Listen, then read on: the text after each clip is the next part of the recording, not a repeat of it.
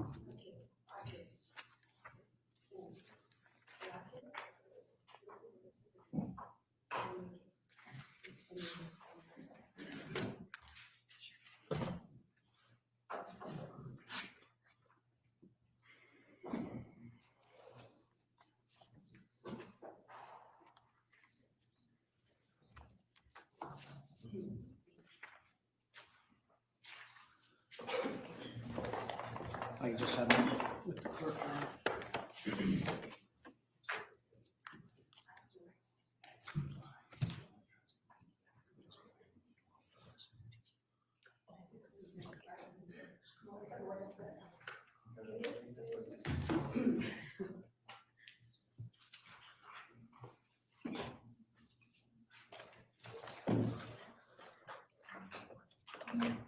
Yes.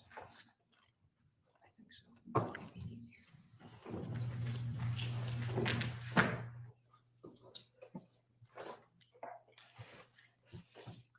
Thank you, Your Honor. Thank you. Are we ready to bring in the jury? Yes, Your Honor. Thank you.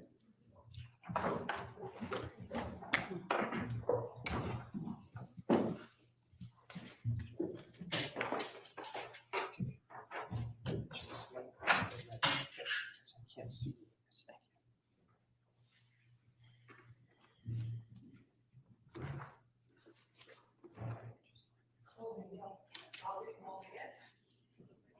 Thank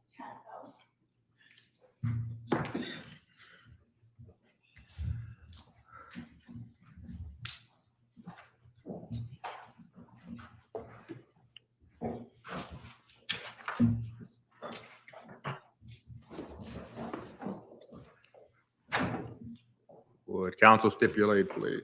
Yes, Judge. Thank you. Good Yes. morning, ladies and gentlemen. Good morning. We continue with the state's case. Yes, Your Honor, good morning. The state recalls Kristen Maydell.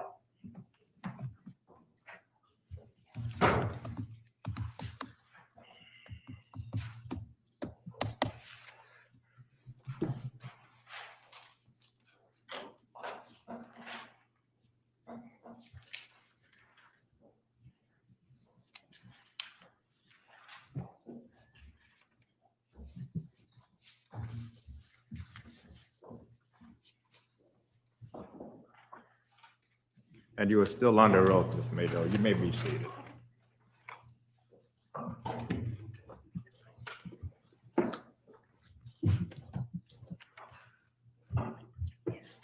Good morning. Good morning. Excuse me.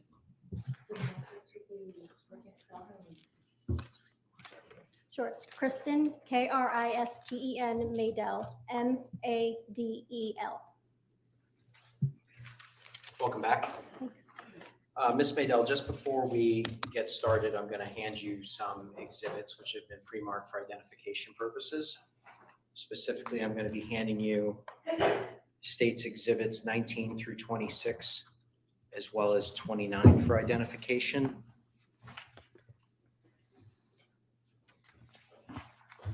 And I'm also going to be handing you States 112 for identification and 117 through 121 for identification purposes.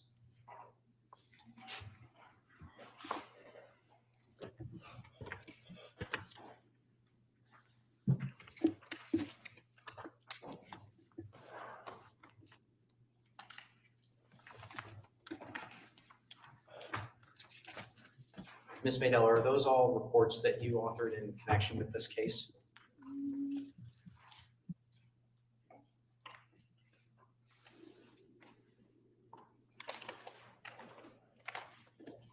Yes, Now, you were with us last time discussing certain DNA results from evidence recovered from 69 Wells Lane, a 2014 Range Rover, and a 2017 Chevrolet Suburban. Did you conduct additional analysis in this case? I did. And that analysis that you did was on evidence which was submitted to the State Forensic Laboratory in accordance with standard laboratory protocols. Is that correct? Yes, Now, prior to receiving some of this evidence, it was actually analyzed by different units of the forensic laboratory, including the latent print unit as well as the forensic biology unit. Is that correct? yes. Now, before we discuss the additional analysis that you did, I'd like to talk to you now about nuclear DNA and mitochondrial DNA. To begin with, what is nuclear DNA? Nuclear DNA is DNA that's unique to an individual. It's found in the nucleus part of the cell. If you think of it as like an egg, the yellow part of an egg would be where the nucleus is, and your DNA, nuclear DNA is located there. You get half your nuclear DNA from your mother, half your nuclear DNA from your father. And conversely, what is mitochondrial DNA? Mitochondrial DNA is also found in the cell, but it's found in the white part of the cell. It's found in the mitochondrial organelles that are in the white part of the cell. I think previously I misspoke on my old testimony, first testimony, that mitochondrial DNA is on the X chromosome, which it's not. It's found in the mitochondrial.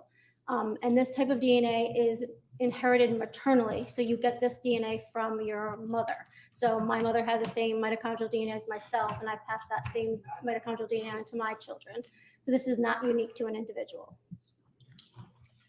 What are the differences between nuclear DNA and mitochondrial DNA in terms of its ability to discriminate between individuals? So nuclear DNA is unique to an individual besides identical twins, whereas mitochondrial DNA is not, because you have it in the same maternal line. The last time you were here, we discussed nuclear DNA results. Is that correct? That is correct, yes. But you also did mitochondrial DNA testing in this case. I did, yes. And the analysis that we're going to discuss today actually addresses both of those different types of analysis depending on which item you looked at, correct? Correct, yes. I wanted to talk to you about the basics of DNA Specifically, what types of things can destroy DNA or contaminate DNA potentially? Can water destroy DNA on a surface or make it harder to detect? It can wash it away. Bleach is known to destroy DNA, UV light, but water can wash DNA away if it's poured on top of where DNA may have been left. Can shampoo destroy DNA or make it harder to detect? It's possible. Again, it would do the same effect as just water washing it away or getting rid of the DNA that may have been there.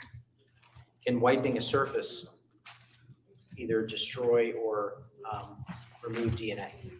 Yes, again, it's possible. If you have a spill on the counter from juice or something and you wipe it away to that paper towel, it goes onto the paper towel. So same thing can happen if you wipe a surface with DNA, it could get onto the paper towel and then you could remove it. How about vacuuming an area? Same concept. Yep, you could possibly remove it from the surface. Does the amount of time that DNA is on an object also influence whether or not it can be detected by your equipment? Yes, of course. If it's there, if you leave DNA and then try and swab it and detect it right away, you might have a better result than if you wait a week or two. And why is that? Because it could get wiped away, it could degrade from the environment, you just would lose that DNA. Now, when a DNA profile is developed, is it possible to tell whether or not the profile came from blood, saliva, skin cells, or any other source? No, we cannot say that. And just to refresh the jury's memory, you spoke with us last time about STR mix. What is that? StarMix is the software that is used to help the DNA analyst interpret that DNA profile and give a statistical calculation to the weight of that evidence. Now, I want to direct your attention to 2019 and the initial analysis that you conducted in this case. What DNA kit was the laboratory using at that point? We were using for amplification, we're using a Fusion 6C amplification kit. And what DNA kit does the laboratory use now? Currently, we use the Global Filer STR amplification kit, which is just a different company. What are the differences between the two kits? The two kits have a couple of different sites that the Fusion had a few more sites that the Global Filer kit does not have. And so how can that influence or impact the DNA analysis? So since all the evidence was processed with that Fusion 6C kit originally, most of it, some subsequent testing was done with Global Filer and evidence, but the original evidence that was done in 2019, 2020 was done with the Fusion kit, which had 27 sites and 23 of them were used to perform statistical analysis if you had a match. Currently, the Global Filer kit has 24 sites with only 21 sites being used for statistics. So if you compare a new known that was done with the new kit, Global Filer, and only has 21 sites to use to compare to the original Fusion kit, you can only use those 21 sites. So therefore, those two sites that you had information and the evidence are not used for the statistical calculation. Now, did you receive two separate known DNA samples from the defendant, Michelle Troconis, in this case?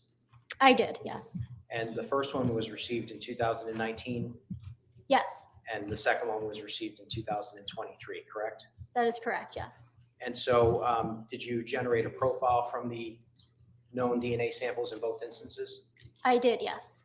And did you do an analysis of the second known profile against the evidence that had already been tested?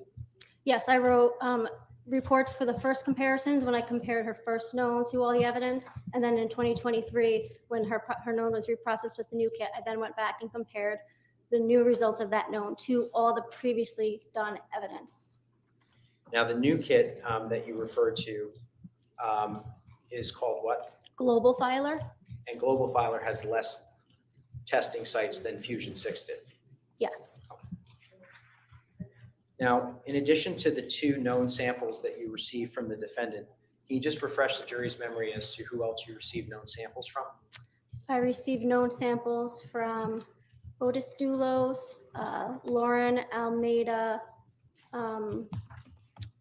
The swabbing of the electric toothbrush uses a pseudoknown, Pavel Bumeni, and the 5 Dulos children.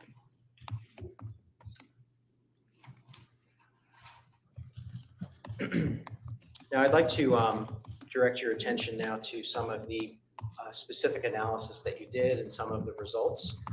Judge, if I may just have permission again to use my computer and be seated for the examination. Yeah.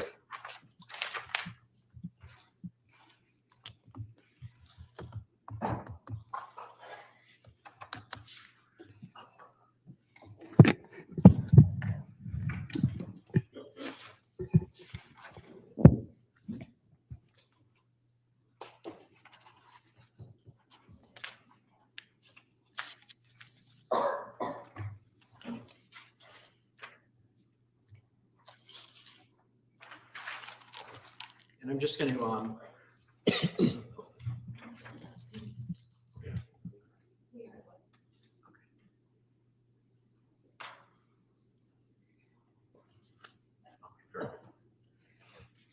begin by publishing the stipulation again, Your Honor.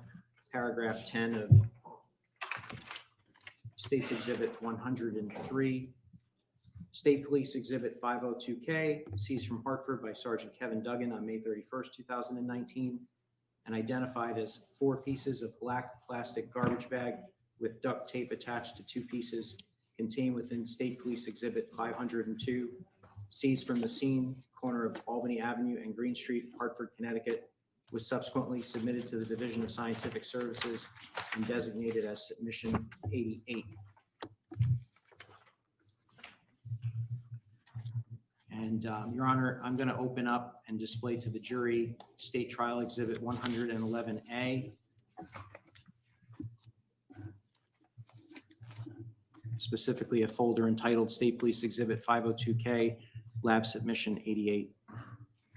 And there's a subfolder 88-3, which I'm opening. And I'm going to display the photograph 88-3S7.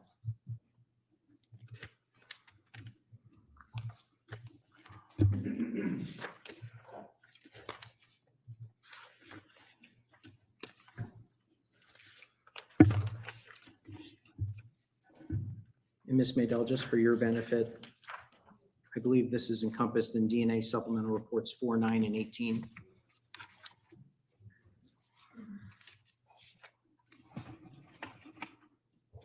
Excuse me. I apologize, 5, 10, and 18.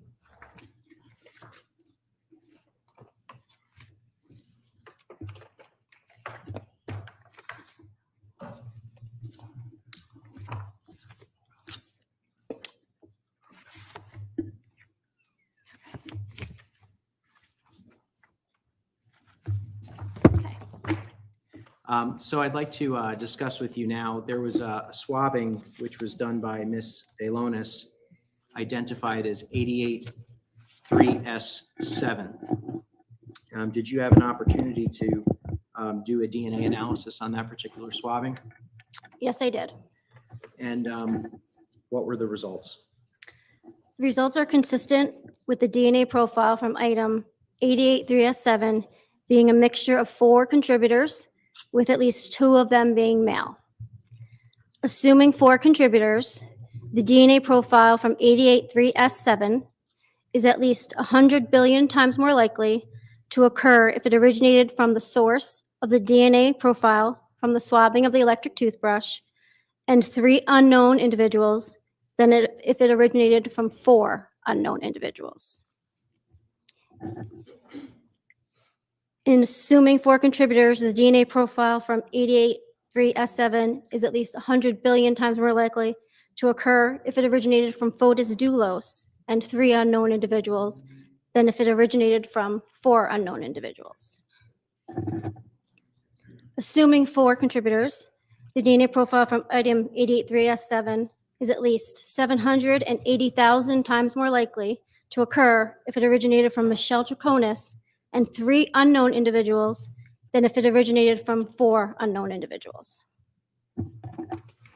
And did you also have an opportunity you indicated that you received 2 separate knowns from the defendant. Yes, And you, I guess, reanalyzed the evidence using the second known with the second kit. Is that correct?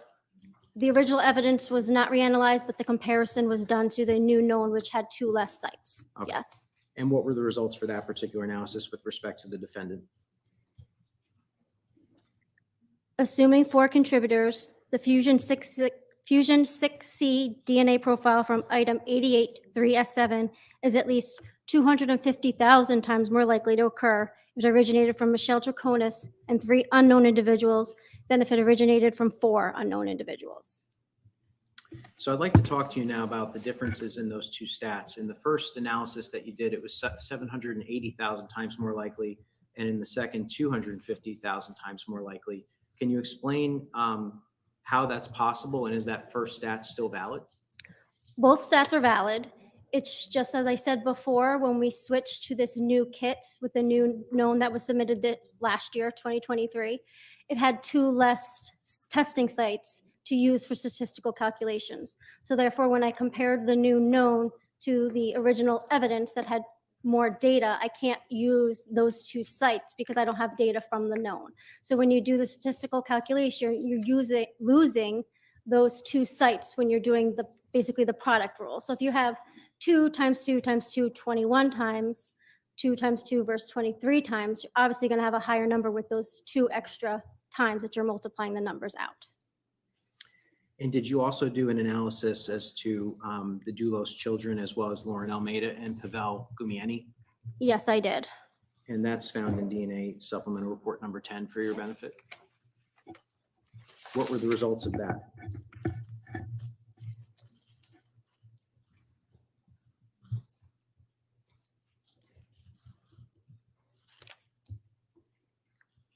First, Lauren Almeida and Pavel Gumieni were both eliminated as possible contributors to that 4-person mixture. When comparing all 5 children, they were all at least 100 billion times more likely to occur if they originated from individually each of those children and 3 unknown individuals than if it originated from 4 unknown individuals. So Ms. Maydell, does that mean that the children touched this bag, or that it is in fact the children's DNA? I can't say who touched the bag for any of these conclusions. All I can say is, looking at this 4-person mixture, it appears that the 2 major contributors that are contributing to this 4-person mixture are contributing about the same amount. So approximately the same amount from both of those 2 major contributors. And if those 2 major contributors are the parents of these children, you get half your DNA from your mother and half your DNA from your father. So if your parents' DNA is all there, of course you're going to have your profile be there, your types be there, because both your parents are contributing to that profile.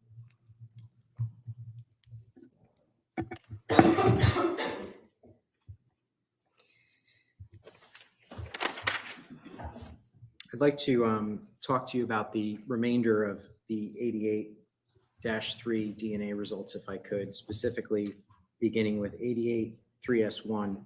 And for the remainder of these, Ms. Maydell, those will be found in supplemental reports 4, 9, and 18 for your benefit.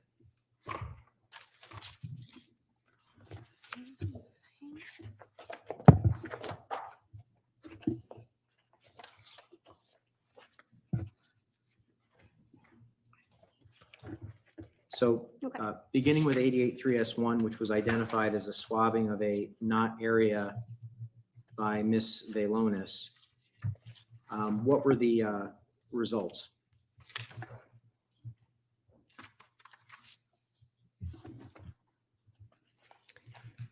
The results are consistent with the DNA profile from 88-3S1 being a mixture of 2 contributors. Assuming 2 contributors, the DNA profile from item 88-3S1 is at least 26,000 times more likely to occur if it originated from the source of the DNA profile from the swabbing of the electric toothbrush and 1 unknown individual than if it originated from 2 unknown individuals. Assuming 2 contributors, given the low likelihood ratios calculated, the results are inconclusive as to whether Fotis Dulos could be a contributor to the DNA profile from item 88-3S1. And Michelle Troconis is eliminated as a contributor to the DNA profile from item 88-3S1. And we're, in supplemental number 9, were Lauren Almeida and Pavel Gumieni eliminated as well? Yes, that is correct. They were both eliminated. And with respect to the children, what were the results?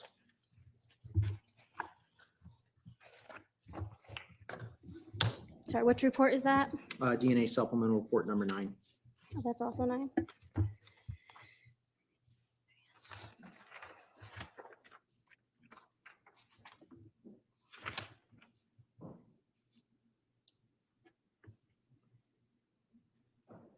All 5 children had low likelihood ratios calculated, so they are inconclusive as to whether they can be contributors to this profile, 883S1. And since it's displayed in the photograph, I wanted to jump ahead to 883S5.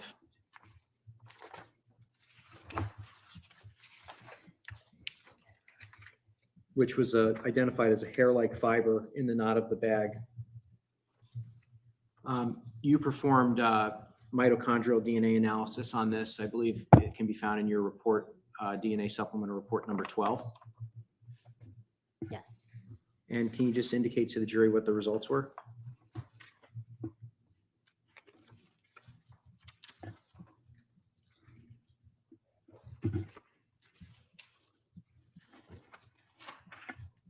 So for this hair, I attempted to get nuclear DNA from the hair and I was not successful. There was no nuclear DNA detected.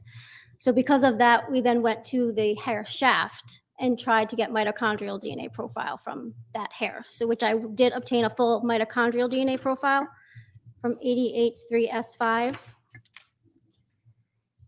So the mitochondrial DNA sequence from 883S5 and 7G1 are the same. Therefore, the source of the DNA profile from the swabbing of the electric toothbrush cannot be excluded as a source of 883S5. I feel like I should explain that conclusion a little bit more because I don't think we talked about how mitochondrial DNA conclusions are different than nuclear. Sure. Since it's not unique to an individual and it's through the same maternal line, we say if 2 profiles match in the mitochondrial, that they can't be excluded as coming from the same source or anybody in that maternal line. So a little bit different for mitochondrial DNA sequencing versus looking at those repeats that I talked about last time, where we were looking at, say, 4 letters, A, G, T, T, repeated 9, 10 times. That gives you your type. For mitochondrial DNA, you're looking at the actual order of those bases. So say you have the letter CAT, that spells cat.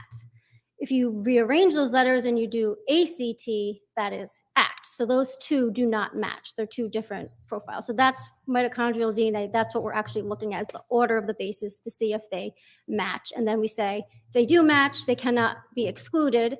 And then we search the database of all these profiles to see how common or rare that profile is. It's a more of a frequency estimate versus a likelihood ratio. So after I made the conclusion that 883S5 and the profile from 7G1, the toothbrush, are a match, I then searched the database to see how common or rare that sequence is. We typically report the 3 major ethnic groups in Connecticut unless there's a match within another ethnic group, and then we report all those statistics. So I'll read those now. So in the African American population, I wouldn't expect to see this profile in more than 0.32% of the population. In the Caucasian population, 1.33% of the population. Hispanic, 0.42% of the population. Asian, 0.46% of the population. And Native American, 0.62% of the population. Now, in comparing that profile from 883S5 to the mitochondrial DNA profile from Fotis Dulos, Michelle Troconis, Lauren Almeida, and Pavel Gumieni, they're all excluded as being a possible source of that profile from the hair. I could also explain that we didn't test the children's mitochondrial DNA because it was irrelevant because we have the mitochondrial DNA profile from the toothbrush and it would have been the same. Yeah, and speaking of the toothbrush, just to refresh the jury's memory, you did a parental analysis on the toothbrush to determine the likelihood that the profile on the toothbrush was related to Petros Dulos, is that correct? Correct. I made a maternity paternity stat to the toothbrush to one of the children to show, yes. And I don't want to misquote, but I think it was something like 8 billion times more likely to be the mother of Petros Dulos. It was something around that, yes. I don't know if I have that report here with me. I believe it's DNA supplemental report 16. 16, let's see.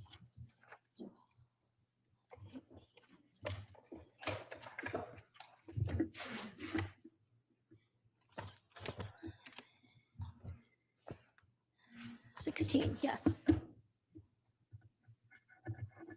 Yes, the expected frequency of individuals who could be the parent of Petros Dulos is less than 1 in 8.1 billion people in the general population. I wanted to go back to 88-3S7 for a second, if I could. This was the result in which you concluded that the defendant was 780,000 times more likely to be a contributor or 250,000 times more likely to be a contributor, depending on which kit you used. And I know you indicated that you can't tell us how DNA got onto a particular object. Is that correct? That is correct, yes. But I want you to assume the following facts are true.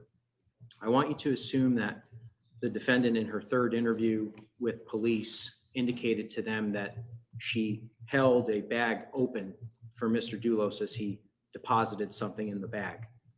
Is it possible that her DNA could have gotten on the bag as she was holding it? Yes, that's possible. We know that if you come in contact with something, it is possible for you to leave your own DNA behind on an item.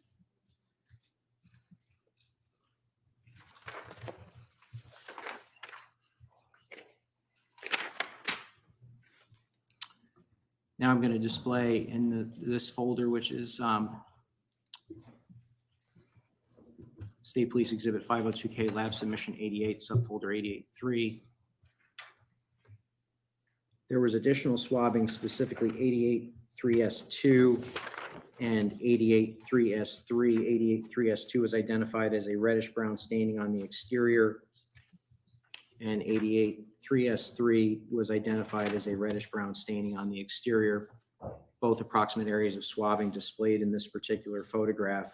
What were the results for these two particular swabs? And this can be found in DNA reports 4, 9, and 18.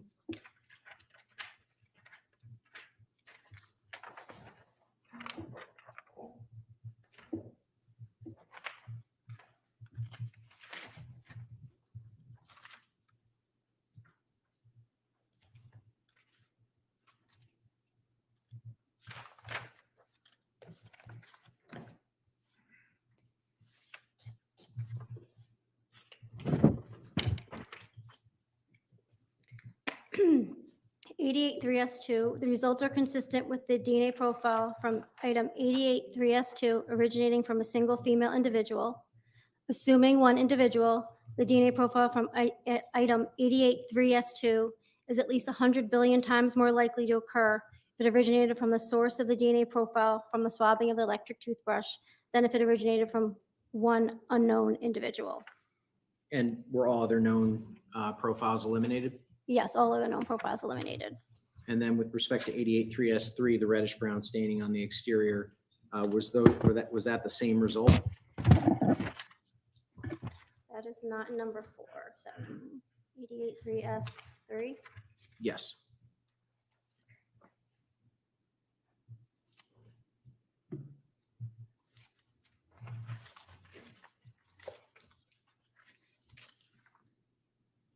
Yes, same results, single female individual. Yes, Okay, so 100 billion times more likely to originate from the profile generated from the toothbrush, and all other known individuals were eliminated? correct, yes. And then on this same item, 88-3S4, I'm displaying that photograph, lab 88.3S4, and this was identified as exposed sticky sides of duct tape. The results are consistent with the DNA profile from 88-3S4 being a mixture of 2 contributors. Assuming 2 contributors, the DNA profile from item 88-3S4 is at least 100 billion times more likely to occur if it originated from the source of the DNA profile from the swabbing of the electric toothbrush, and one unknown individual than if it came from two unknown individuals. Fotis Dulos and Michelle Troconis are eliminated as contributors to item 883S4. And as were all other known individuals, is that correct? That is correct. Lauren Almeida, Paul Gumeni, and all 5 children were eliminated.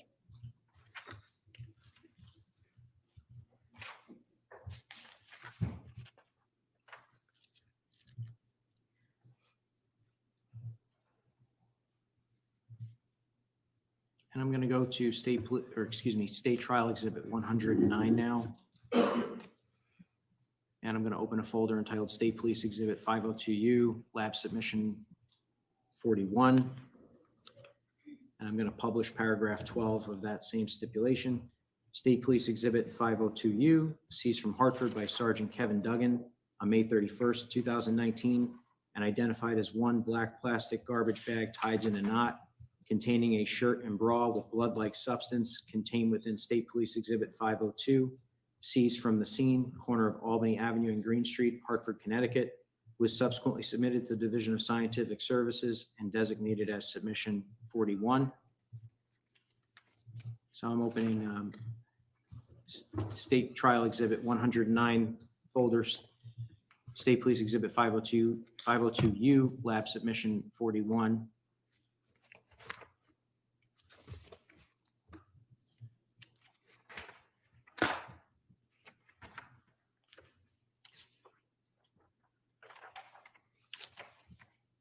And Ms. Maydell, for your benefit, this can be found in your very first DNA report, as well as supplemental reports 1, 9, and 18.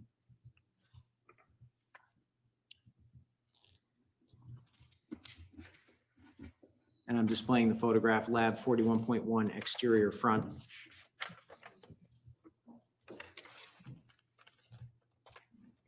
Sorry, so you said 41 1S1. Correct. That is identified as a portion of a reddish-brown stain from the shirt. What were the results?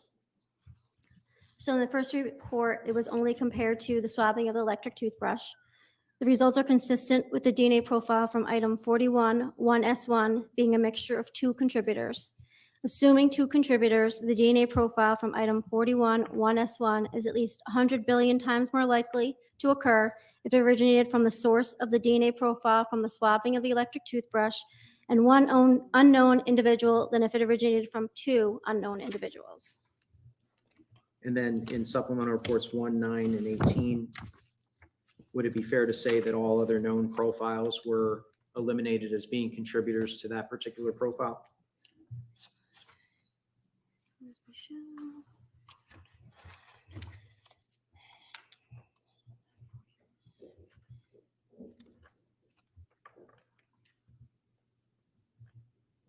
Yes, that is correct. Everyone else was eliminated.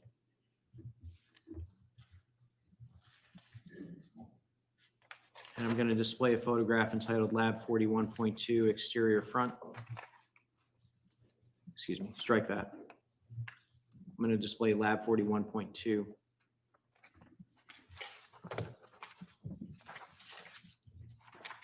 Specifically 41 2S1, which was identified as a portion of reddish brown stain from bra. And this can be found for your benefit, Ms. Maydell, in supplemental reports 2, 9, and 18.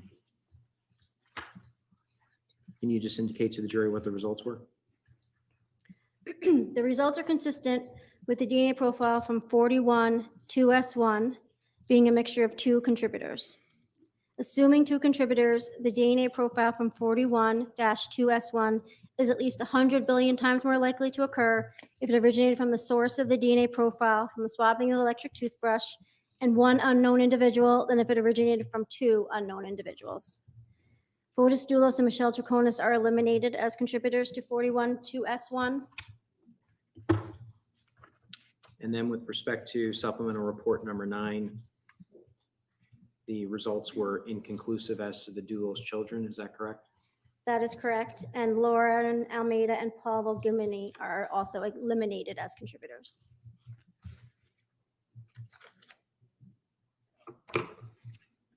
And just sticking with this particular submission, 41-3.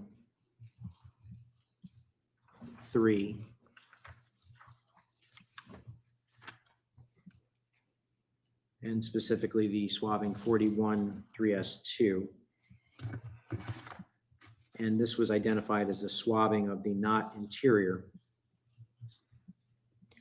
What were the results? And this is found in 2, 9, and 18. The results are consistent with the DNA profile from item 41-3S2 being a mixture of 2 contributors. Assuming 2 contributors, the DNA profile from 41-3S2 is at least 100 billion times more likely to occur if it originated from the source of the DNA profile from the swabbing of the electric toothbrush and 1 unknown individual than if it originated from 2 unknown individuals. The results do not support the hypothesis that Fotis Dulos is a contributor to this profile. Assuming 2 contributors, Fotis Dulos is eliminated as a contributor to item 41-3S2. The same conclusion from Michelle Troconis. The results do not support the hypothesis that she's a contributor. Assuming 2 contributors, Michelle Troconis is eliminated as a contributor to 41-3S2. And with respect to the children, were the results that it was inconclusive as to whether or not they could be contributors to the profile? That is correct. And Pavel Gumieni and Lauren Almeida were eliminated. Yes, the results did not support the hypothesis that they were contributors. They were also eliminated.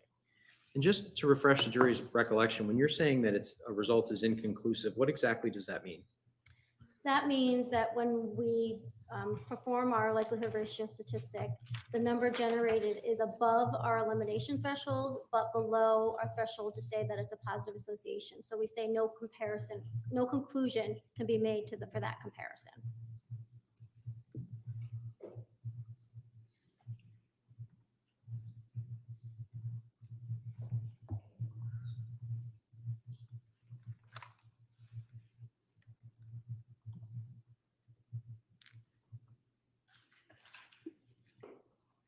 I'm going to direct your attention now to 41-3-31S1 or 31S1,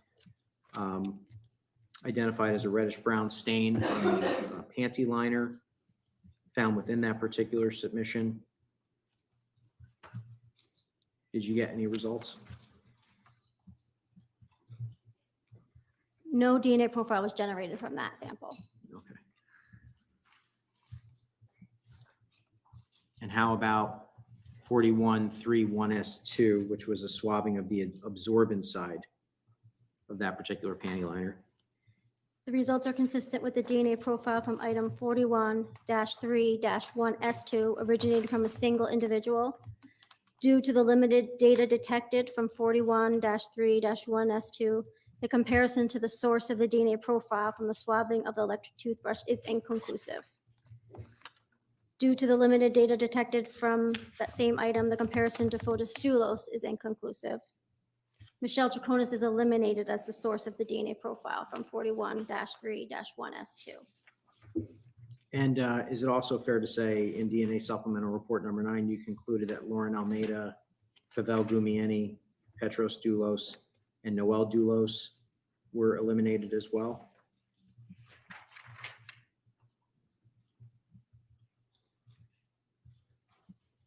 Correct.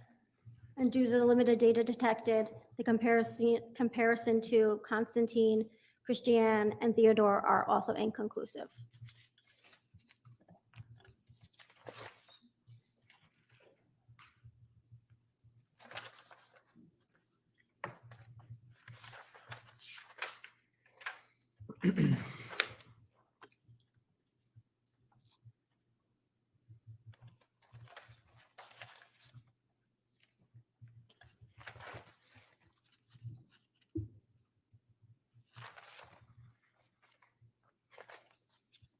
I want to just read a stipulation, paragraph 13 of State's Exhibit 103. State Police Exhibit 154, seized from Hartford by Sergeant Michael Butin on May 31st, 2019, and identified as one FedEx envelope, color white, containing 2 altered Connecticut license plates, seized from the scene storm drain at 1344 Albany Avenue, Hartford, Connecticut. It was subsequently submitted to the Division of Scientific Services and designated as submission 96. So I'm opening up State Trial Exhibit 109, the folder, State Police Exhibit 154, Lab Submission 96. And I'm just going to display this. Lab 96, 1S1. These were photographs that it came to your attention that these particular license plates and the FedEx envelope that contained them were in a sewer drain. Is that correct? Yes, that was in the description, yes. So I want to just direct your attention to DNA report number 6, supplemental report number 6. Were you able to generate a profile on either of these license plates or the FedEx envelope? Can you repeat the numbers, please? It's DNA supplemental report number 6. Sorry, no, the item numbers. Oh, I'm sorry. That's okay. 96, 1, 96, 2, and 96, 3. No DNA profile was obtained from any of those swabbings. Okay, so the license plates that were found in the sewer drain did not have any, you were not able to get a profile? We did not detect any DNA, no. Could you just indicate to the jury how those items being in a sewer drain could have potentially influenced any DNA evidence that might have been contained on them?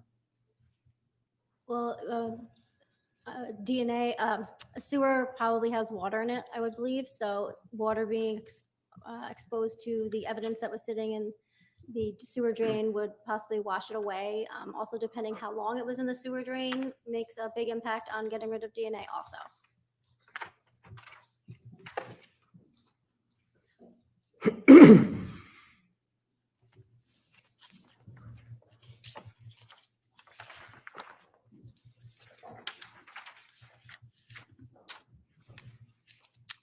Going to read a stipulation now.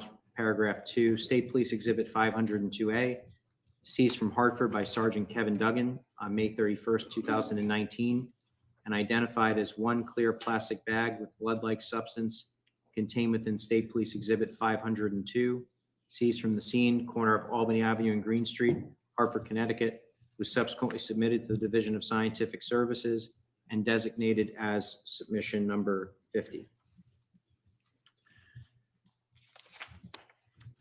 And staying within State Trial Exhibit 109, I'm opening up the folder entitled State Police Exhibit 502A, Lab Submission 50.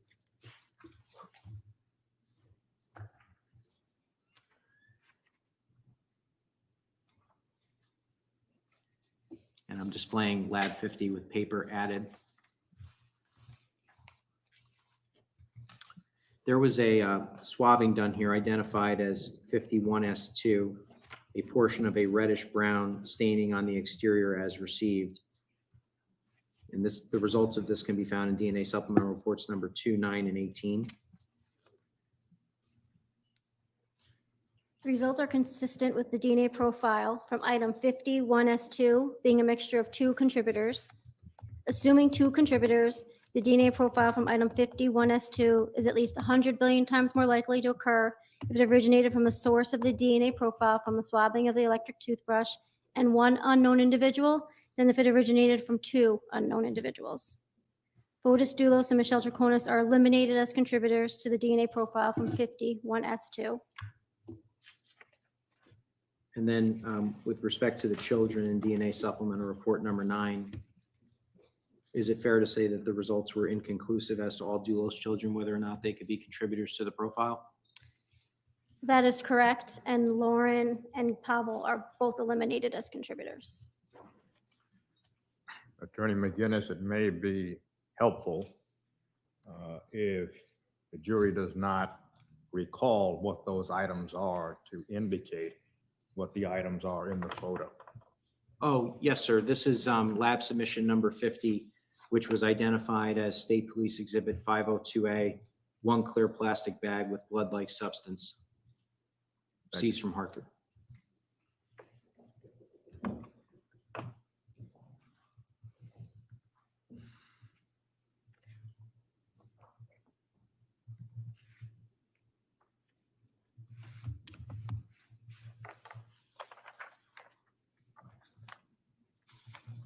Your Honor, for the record, isn't it blood-like stain is what it refers to rather than substance?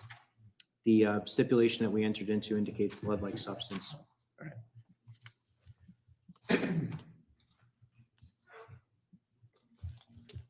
And I want to direct your attention now to DNA supplemental report number 12. There were hair-like fibers that were taken from submission number 50 that you did mitochondrial DNA testing on. Is that correct? That is correct. I tried to do nuclear DNA testing and did not develop a profile, so then we went to mitochondrial DNA testing. And is it fair to say that everyone was eliminated? Yes, I developed a full mitochondrial DNA profile and none of the profiles matched to none of the known profiles matched to this evidence.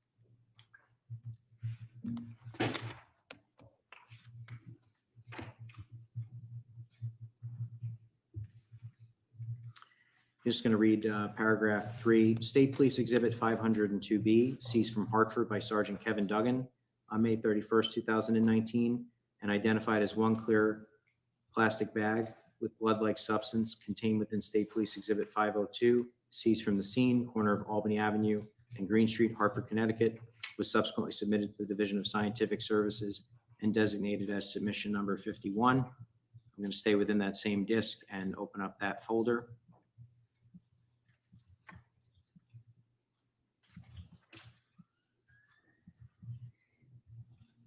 And I'm displaying the photograph entitled Lab 51 as received. Now, there were swabbings taken by biology of this as well, beginning with, and these next several results, Ms. Mado, can be found in 2, 9, and 18 for your benefit.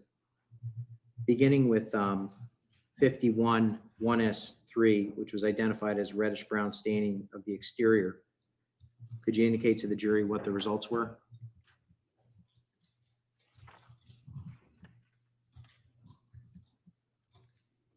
The results are consistent with the DNA profile from 51 1S3 originating from a single female individual.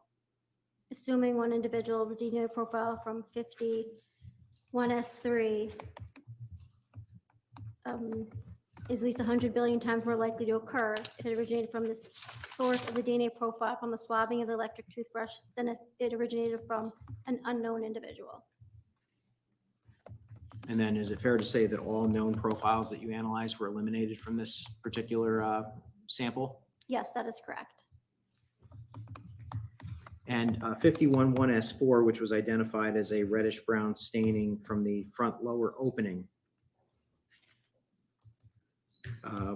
Were the results the same in that it was 100 billion times more likely that the profile generated from the toothbrush was a contributor than an unknown person, and all other individuals were, or all the known individuals were eliminated? Yes, it was a single female profile. And 51 1S5, which was identified as a reddish brown stain from the hood top area. Same results? Yes.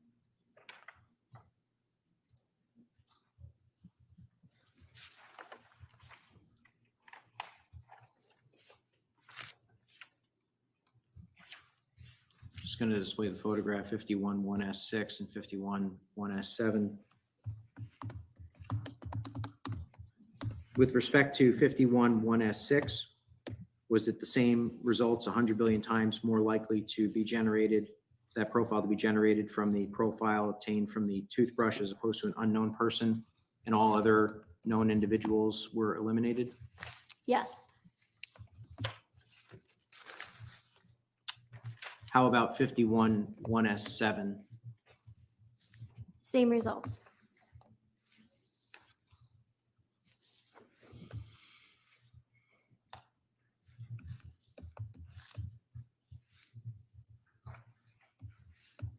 And I'm going to display the photograph, Lab 51, 1S3, and S4, and S5, and S6, and S8.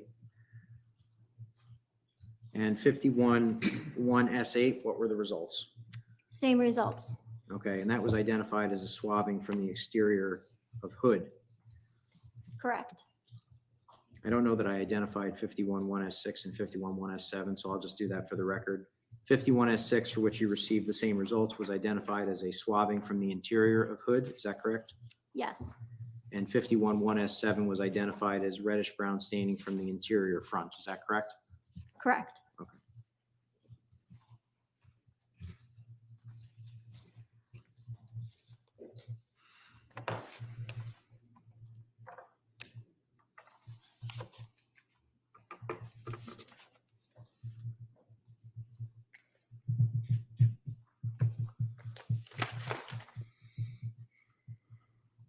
I want to jump ahead to also 51-1S2, which was identified as a hard whitish material with reddish brown staining. There was a swabbing done of that as well, which was identified as 51-1S2-2. Is that correct? 51-1S2. And I think this can be found in DNA report 11 and 19.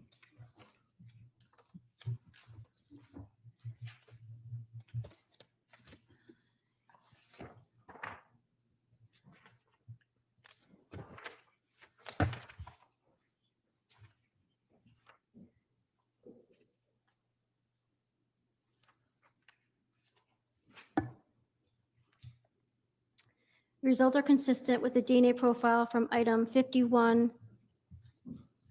Oh, I'm sorry, hold on one second. 51. My report refers to it as 51S2-2. That's correct. Okay.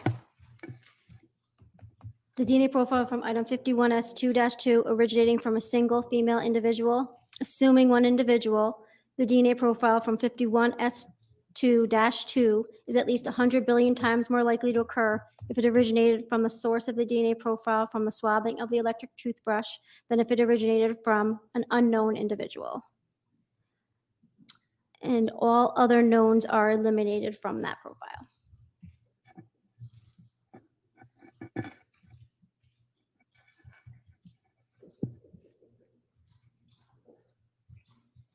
I'm going to jump ahead to State Trial Exhibit 111A. This was Anita Villonis's disc.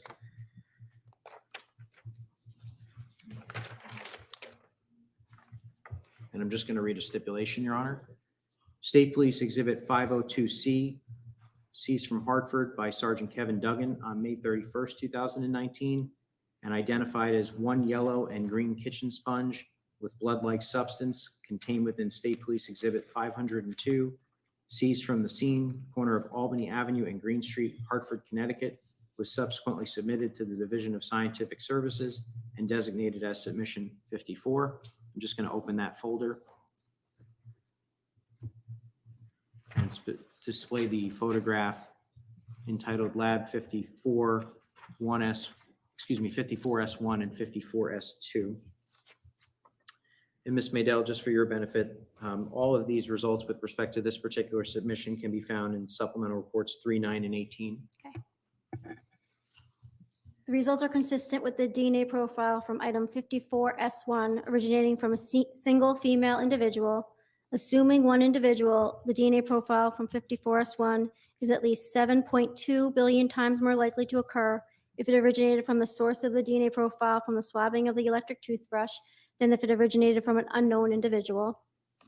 Fotis Dulos and Michelle Troconis are eliminated as the source of the DNA profile from 54S1. And is it also fair to say that all of the Dulos children, Lauren Almeida and Pavel Gumiani, were eliminated as well? Yes, that is correct. And just to refresh the jury's memory, when you say that something is consistent with being a single female or a single contributor, what does that mean exactly? That there's no evidence of more than one person contributing to that profile. And just for the record, 54S1 was identified as a reddish brown stain along the short edge. Is that correct? Yes, mine is, it's called a stain on a sponge along short edge. And I want to direct your attention now to 54S2, which is identified as a reddish brown stain near short edge. What were the results with respect to that? The results are consistent with the DNA profile from item 54S2 originating from a single female individual. Assuming one individual, the DNA profile from item 54S2 is at least 100 billion times more likely to occur if it originated from the source of the DNA profile from the swabbing of the electric toothbrush than if it originated from an unknown individual. Fotis Dulos, Michelle Troconis, and all other knowns are eliminated to that single female profile.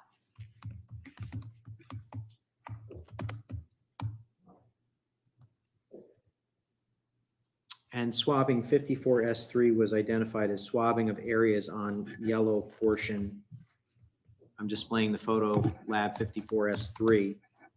What were the results of your DNA analysis for that particular swabbing? The results are consistent with the DNA profile from item 54S3 being a mixture of two contributors. Assuming two contributors, the DNA profile from item 54S3 is at least 100 billion times more likely to occur if it originated from the source of the DNA profile from the swabbing of the electric toothbrush and one unknown individual than if it originated from two unknown individuals. Fotis Dulos is eliminated as a contributor to item 54S3. Assuming two contributors, given the low likelihood ratios calculated, the results are inconclusive as to whether Michelle Troconis could be a contributor to the DNA profile from item 54S3. And then would it be also fair to say that the Dulos children, Lauren Almeida and Pavel Gumieni, were eliminated as contributors to this profile?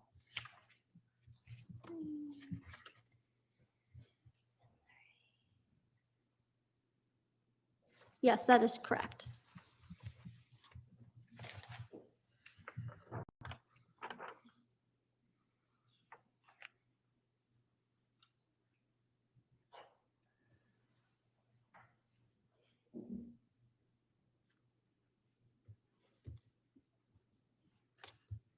Just going to read a stipulation, paragraph 5 of States 103. State Police Exhibit 502D, seized from Hartford by Sergeant Kevin Duggan on May 31st, 2019, and identified as one black rubber and fabric glove with dirt-like substance contained within State Police Exhibit 502, seized from the scene, corner of Albany Avenue and Green Street, Hartford, Connecticut, was subsequently submitted to the Division of Scientific Services and designated as submission 61. I'm just going to stay within that folder, and I'm going to display the photo entitled Lab 61S1 through 61S3. And for your benefit, Ms. Maydell, these results can be found in DNA report, supplemental reports 3, 9, and 18.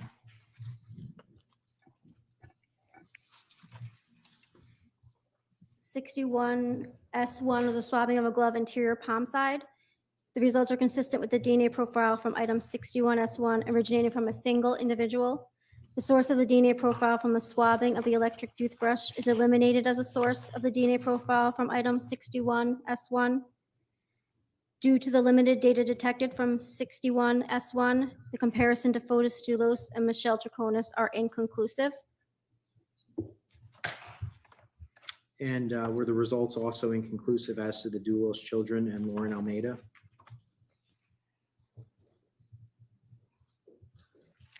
That is correct, and Pavel is eliminated.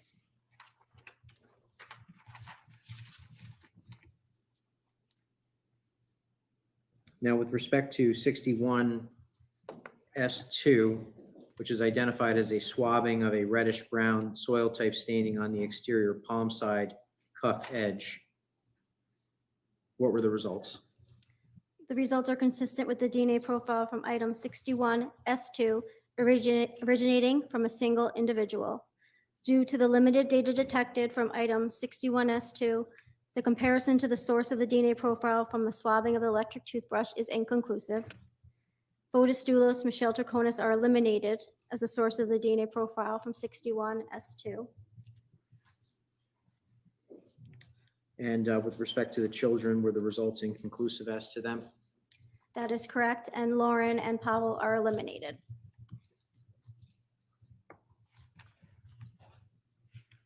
And 61-1S3, which was identified as swabbing soil type deposits exterior palm side cuff area, you did not get a profile for that particular test, correct? 61S3, correct. No DNA profile was detected.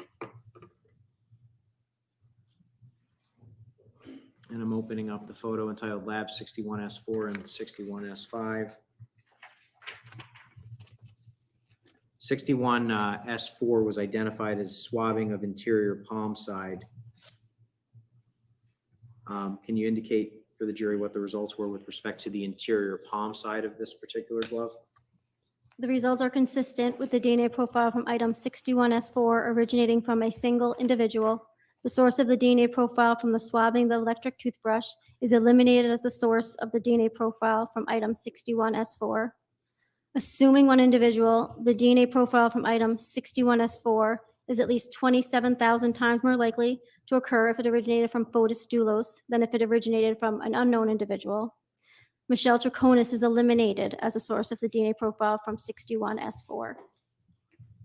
And also fair to say the Dulos children, Lauren Almeida and Pavel Gumieni, were eliminated as well, correct? That is correct.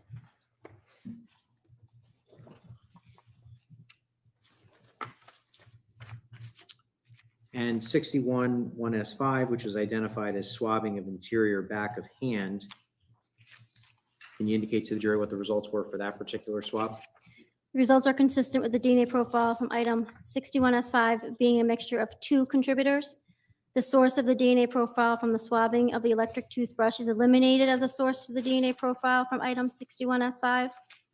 Assuming two contributors, given the low likelihood ratios calculated, the results are inconclusive to whether Fotis Dulos could be a contributor to the profile from 61S5. Michelle Troconis is eliminated as a contributor to the DNA profile from item 61S5. The results do not support the hypothesis that Petros Dulos or Theodore Dulos are contributors to this profile. Assuming two contributors, Petros Dulos and Theodore Dulos, are eliminated as contributors to item 61S5.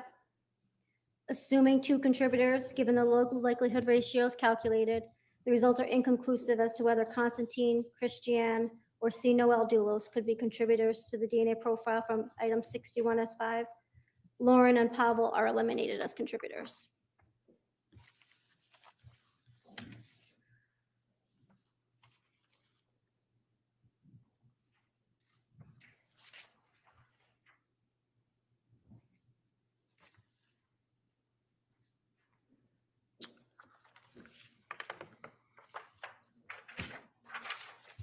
Publishing paragraph 6 of States 103. State Police Exhibit 502E seized from Hartford by Sergeant Kevin Duggan on May 31st, 2019, and identified as one pair of black husky gloves contained within State Police Exhibit 502, seized from the scene, corner of Albany Avenue and Green Street, Hartford, Connecticut, was subsequently submitted to the Division of Scientific Services and designated as Submission 62. I'm going to open that folder.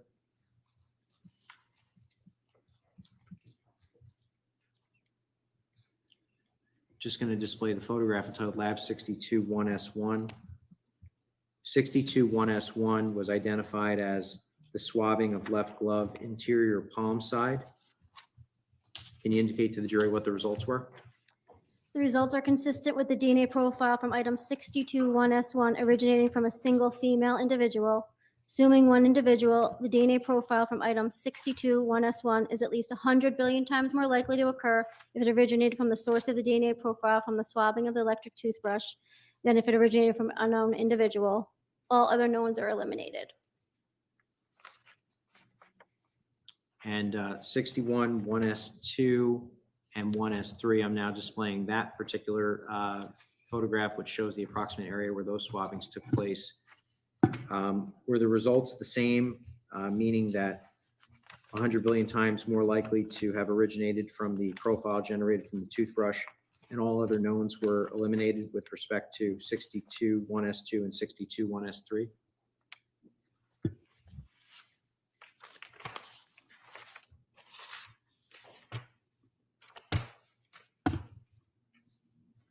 That is correct. And just for the record, 62 1S2 was identified as reddish brown staining on exterior logo of back of hand, and 62 1S3 was identified as reddish brown staining areas on exterior wrist closure.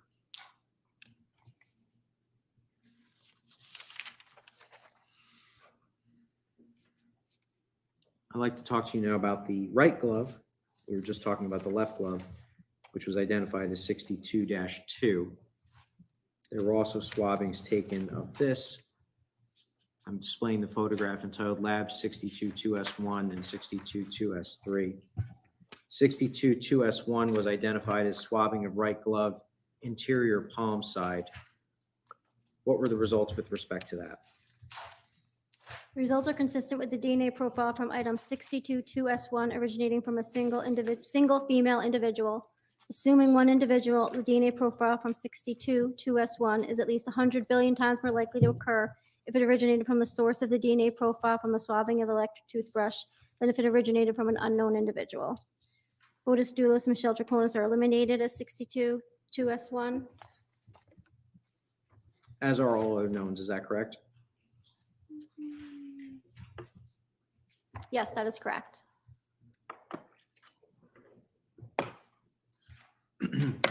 62-2S2 is identified as reddish brown staining on exterior, logo on back of hand. I'm going to try to display that photograph. Here we go. This is photograph Lab 62-2S2 and 62-2S4. Could you indicate the results for 62-2S2? The results are consistent with the DNA profile from item 62-2S2 being a mixture of two contributors. Assuming two contributors, the DNA profile from item 62-2S2 is at least 100 billion times more likely to occur if it originated from the source of the DNA profile from the swabbing of the electric toothbrush and one unknown individual than if it originated from two unknown individuals. Fotis Dulos is eliminated as a contributor to the DNA profile from 62-2S2. The results do not support the hypothesis that Michelle Troconis is a contributor to this profile. Assuming two contributors, Michelle Troconis is eliminated as a contributor to DNA profile from 62-2S2. And with respect to the children? Given the, assuming two contributors, given the low likelihood ratios calculated, the results are inconclusive as to whether Petros, Constantine, Christiane, C. Noel, or Theodore could be contributors to the profile from 62S2. The results do not support the hypothesis that Lauren Almeida is a contributor to this profile. Assuming two contributors, Lauren Almeida is eliminated as a contributor to this profile, and Pavel is also eliminated as a contributor 62-2S2. And Judge, I just have two more swabbings for this particular submission and then perhaps the morning recess. Yes.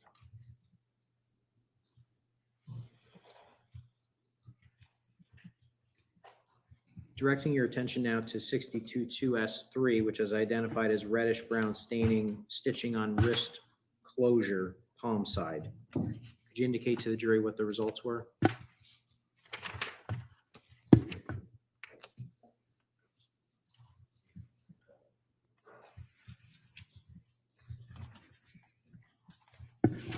And this is in 3, 9, and 18. The results are consistent with the DNA profile from item 62-2S3, originating from a single female individual. So this same conclusion, this ceiling stat, and everybody else is eliminated. Okay, when you say the ceiling stat, it's 100 100 billion times more likely. that it originated from the profile generated on the toothbrush? Yes, versus an unknown individual.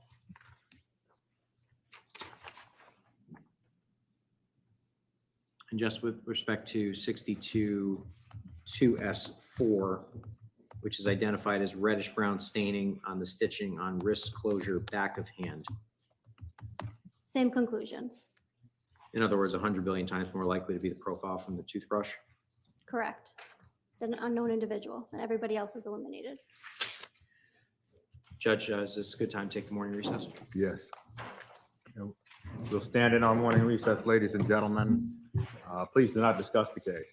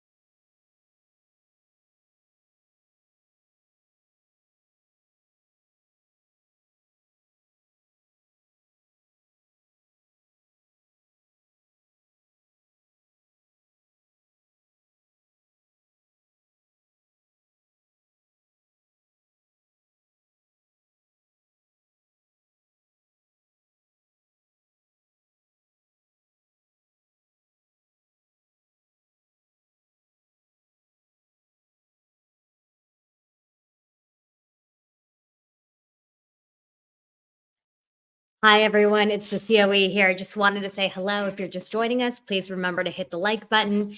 Thank you to the almost 4,500 people who have subbed for this channel. I appreciate you guys. Sorry, I have the dogs on me. I'm just going to show you what we deal with behind the scenes here. It's complete chaos always in the Waldman household. This is little Freddie. And then we have Ethel right here. Relax, girl. Relax. Relax, relax.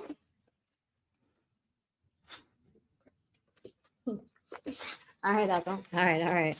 Anyway, I just wanted to show you guys Fred and Ethel and say hi to everyone. And thank you guys all for 4,500 subs and for being here with us. We are trying to get, hey, it's okay. It's okay. We are trying to get some people on the trial channel this week. So just wanted to give you guys an update. I know you guys are obviously hardcore trial watchers and are enjoying watching the trial regardless, but we do want to get some analysis for you guys. So we are working on that. People are asking what Ethel thinks of Freddie. Ethel is trying to box Freddie, which as you can see, Ethel is a lot bigger. So it's definitely, oh, careful girl. It's definitely been interesting juggling them, but Freddie is so calm. He's the cutest, calmest little guy ever. I'm not sure if he's scared of Ethel or scared of my kids, but either way, he's been the best puppy we've ever had. All of our puppies are always very, very hyperactive. So it's nice to have a quiet little cozy guy. He just loves to chill. And the kids are away at school all day, so Freddie finally has a minute, but look at his cute little face. He has these like gorgeous blue or green eyes. I always wanted a kid with blue or green eyes. Anyway, though, just wanted to show you a cute little guy and say hello to everyone. We're also working on some programming. I will have some updates for you guys, but I am working on planning a show about the Troconis trial and trying to get a panel. And Joel and I are working on getting that set up for you guys. So I know many of you guys are here watching the trial and know more than any commentator does. But we did want to do a best guess panel about the Troconis trial and all of the evidence that they've been presenting and whether or not that's enough evidence to hold up. I think that's the main issue right now. So someone said, I certainly have my hands full. Yes, Joel didn't think that 3 kids and a boxer was enough. So now we added a puppy to the mix. So now I have to babysit Joel, the 3 kids, a boxer, and a puppy. No big deal. All right, guys, I'm going to let you get back to the break. We have, I believe, 15 minutes or so, maybe less now. But just wanted to check in. Someone is asking when Carm and I are going to do a show. We'll definitely plan something. I also have a show in the works for you guys that I think you guys are going to like with 2 best guests, females that I really like, some women that you guys know. So as soon as they confirm that, I will announce it and let you guys know. All right, everyone, I will let you enjoy your break. I'm going to make my 3rd cup of coffee for the day, and I'll be here in the chat with you guys. Thank you. Say bye, Ethel.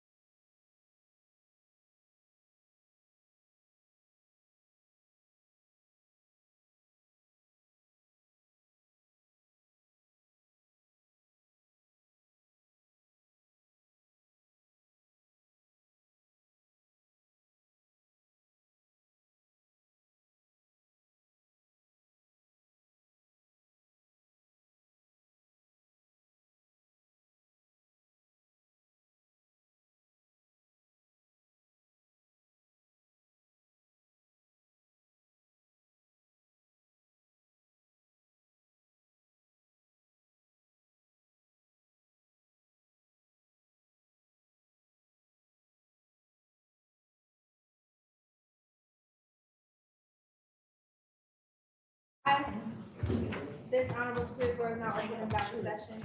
Good morning, Your Honor. Please be seated. Thank you.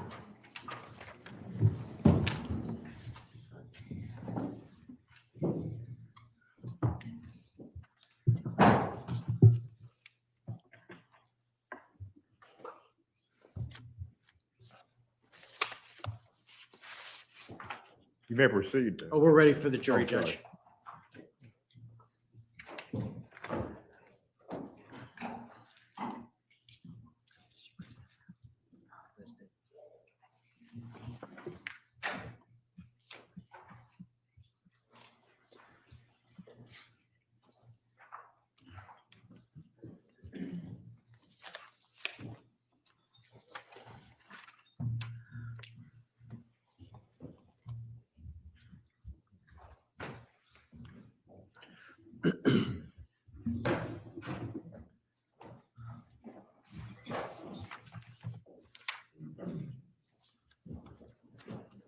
The council stipulate, please.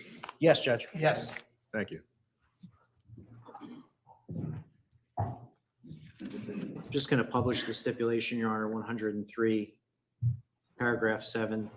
State Police Exhibit 502H, seized from Hartford by Sergeant Kevin Duggan on May 31st, 2019, and identified as 4 large white zip ties with blood-like substance contained within State Police Exhibit 502, seized from the scene, corner of Albany Avenue and Green Street, Hartford, Connecticut, was subsequently submitted to the Division of Scientific Services and designated as Submission 52. And now I'm in State Trial Exhibit 109 in the Lab Submission 52 folder, and I'm displaying the photograph entitled 52-1S1 through 52-4S1.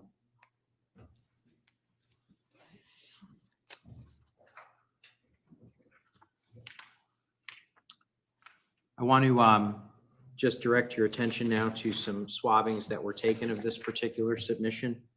And Ms. Maydell, for your benefit, the results can be found in your reports, supplemental reports 2, 9, and 18.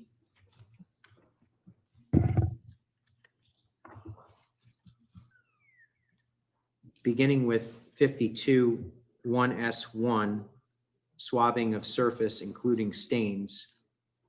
Can you indicate to the jury what the results were?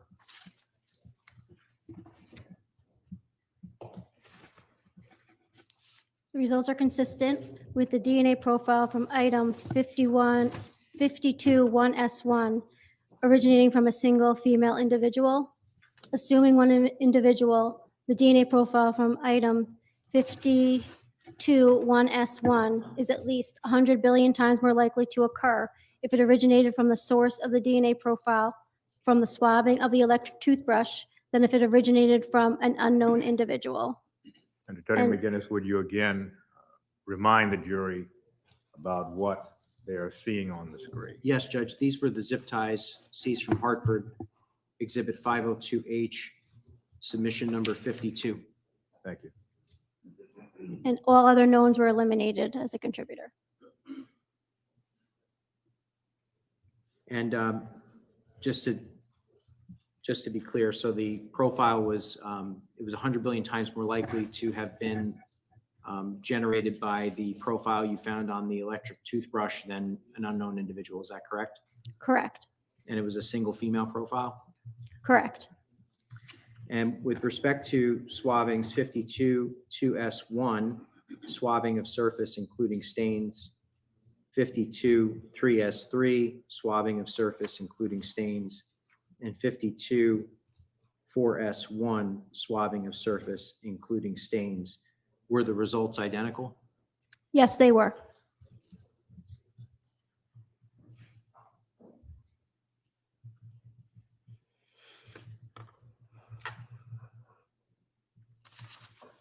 And I'm displaying Lab 52-3S2. That's a photograph.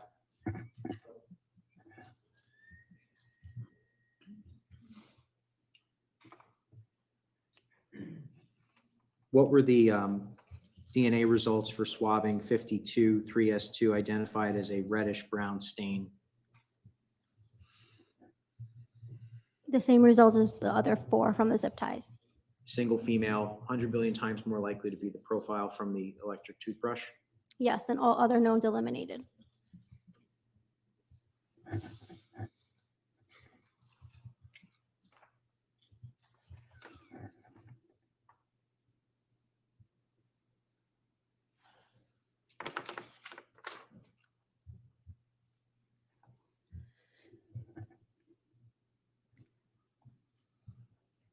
Publishing paragraph 8 of that same stipulation.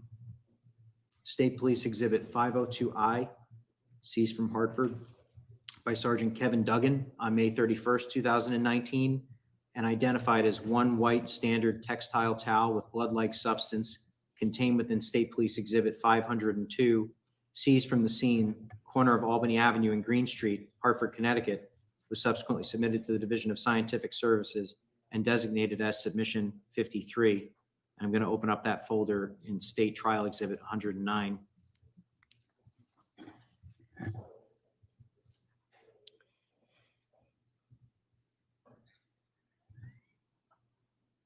And I'm opening the photograph entitled Lab 51 3S1 and 53S2. With respect to the swabbing 53S1, which was a swabbing of a portion of a reddish brown stain, what were the results? The results are consistent with the DNA profile from item 53S1 being a mixture of 2 contributors. Assuming 2 contributors, the DNA profile from item 53S1 is at least 100 billion times more likely to occur if it originated from the source of the DNA profile from the swabbing of the electric toothbrush and 1 unknown individual than if it originated from 2 unknown individuals. Fotis Dulos and Michelle Troconis are eliminated as contributors to the DNA profile from 53S1. And then with respect to the children?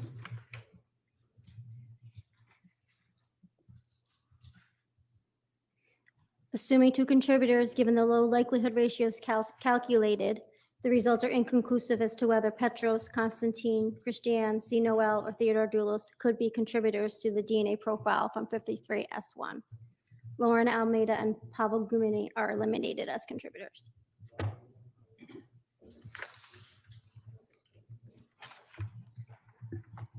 And I might stand corrected on that. It may not have been a swabbing. It may have actually been a cutting of the 53S1 may have actually been a cutting of the towel. Mine is described as a portion of a reddish brown stain from towel. Right. So it was actually a piece of the towel as opposed to a swabbing of the towel. Correct. They normally would call it a swabbing, yes. And then with respect to 53S2, which was a, I believe another cutting of a reddish brown stain. Is that correct? It might be a different report. I Oh, I'm don't- sorry. That's Sure. supplemental report number 3. Yes. 53S2 is a reddish brown stain from a towel.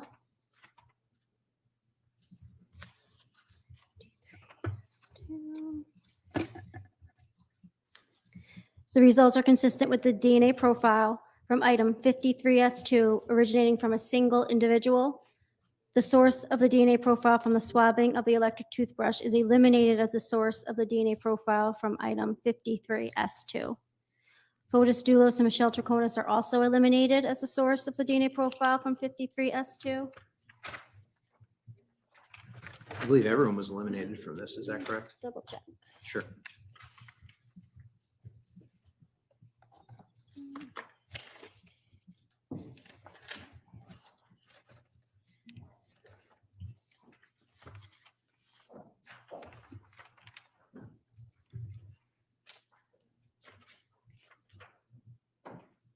Yes, correct. Everybody's eliminated.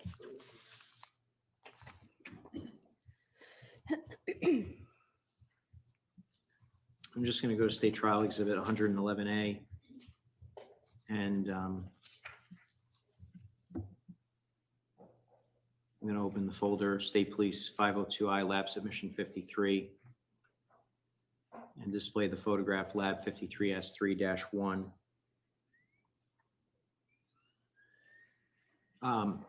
Now, with respect to Lab Submission 53, S3-1. The results are found in your supplemental report number 12, Ms. Madell.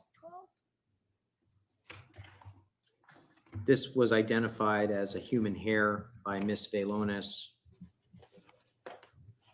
And can you just indicate to the jury what type of testing you did on this and what the results were? Sure. I attempted to obtain a nuclear DNA profile, was not able to. So I then processed mitochondrial DNA on the shaft. And I generated not a full mitochondrial DNA profile, a partial. And the mitochondrial DNA sequence obtained from item 53S3-1 and number 45, which is the known from Fotis Dulos, are the same. Therefore, Fotis Dulos, or another member of the same maternal lineage, cannot be excluded as the source of the item 53S3-01. So then I searched the database of that partial profile to see how frequent that profile is seen. In the African American population, you would expect to see it more than 0.12%, Caucasian 0.11%, and the Hispanic 0.12%. All other knowns were excluded as being the possible source of that mitochondrial DNA sequence.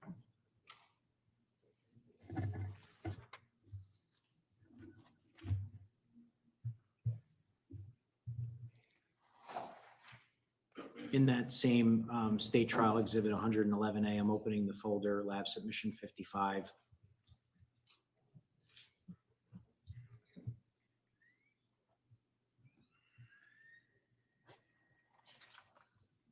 And I'm going to publish paragraph 9 of the stipulation. State Police Exhibit 502J, seized from Hartford by Sergeant Kevin Duggan on May 31st, 2019, and identified as one red and black bent broom/mop handle with blood-like substance on the black handle, contained within State Police Exhibit 502, seized from scene, corner of Albany Avenue and Green Street, Hartford, Connecticut, was subsequently submitted to the Division of Scientific Services and designated as submission 55. I'd like to begin talking to you about swabbings that were taken of this particular item, specifically 55S2, which was reddish brown deposits inside of the broken end. And I'm just going to zoom in here to the upper left-hand corner of this image. What were the results?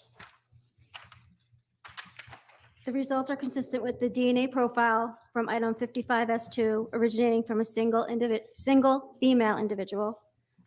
Assuming one individual, the DNA profile from item 55S2 is at least 100 billion times more likely to occur if it originated from the source of the DNA profile from the swabbing of the electric toothbrush than if it originated from an unknown individual.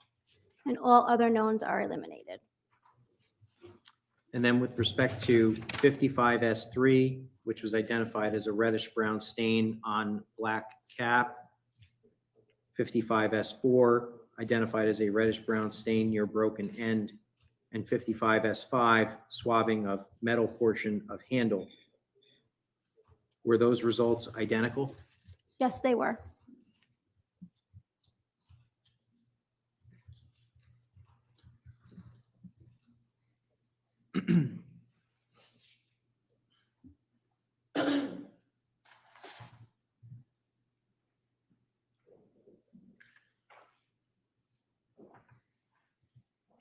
I'm just jumping back to State Trial Exhibit 109.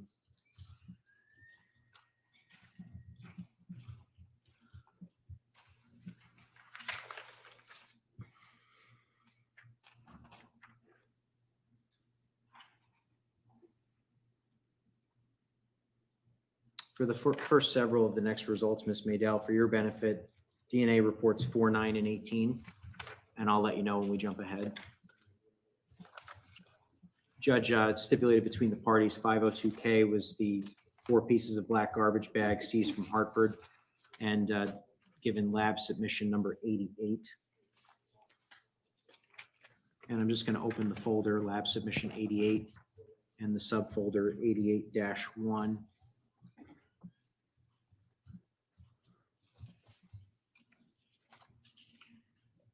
Displaying the photograph 88-1S1.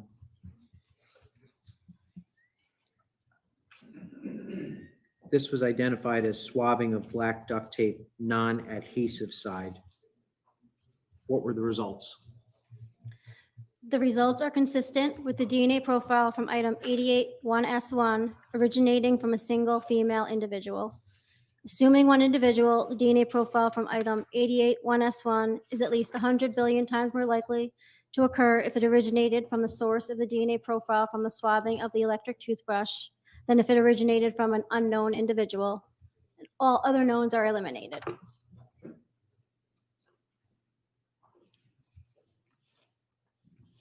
Displaying photograph lab 88.1S2. This was identified as swabbing from tangle of black tape, non-adhesive side. What were the results? The results are consistent with the DNA profile from item 88-1S2 being a mixture of two contributors. Assuming two contributors, the DNA profile from item 88-1S2 is at least 3.9 million times more likely to occur if it originated from the source of the DNA profile from the swabbing of the electric toothbrush and one unknown individual than if it originated from two unknown individuals. Fotis Dulos is eliminated as a contributor to the DNA profile. Assuming two contributors, given the low likelihood ratios calculated, the results are inconclusive as to whether Michelle Troconis could be a contributor to the DNA profile from 88-1S2. And can I actually ask you a follow-up question to that? That was under the original DNA kit, is that correct? This was the Fusion 6C kit, correct? But you used Global Filer in 2023, is that correct? For the known, correct. And so in 2023, the defendant, when you analyzed the profile again, she was actually eliminated as being a contributor to this particular profile. Is that correct? Let me just double check. Sure. That is correct. The results do not support the hypothesis that Michelle Troconis is a contributor to this profile. Assuming two contributors, Michelle Troconis is eliminated as a contributor to the Fusion 6C DNA profile. Can you just explain to the jury again how it is that she went from being inconclusive under the first kit to eliminated under the second kit? Well, when we did our comparison, we lost those two testing sites with information. So she went from having a little bit more information to put her in the inconclusive range to not having that information, so it eliminated her. And then with respect to the children on this particular swabbing?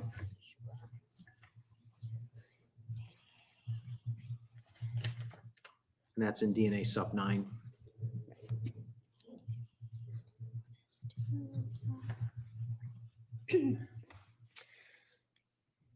Given the low likelihood ratios calculated, the results are inconclusive as to whether Petros, Christiane, C. Noel, or Theodore could be contributors to the profile from DNA profile from item 88-1S2.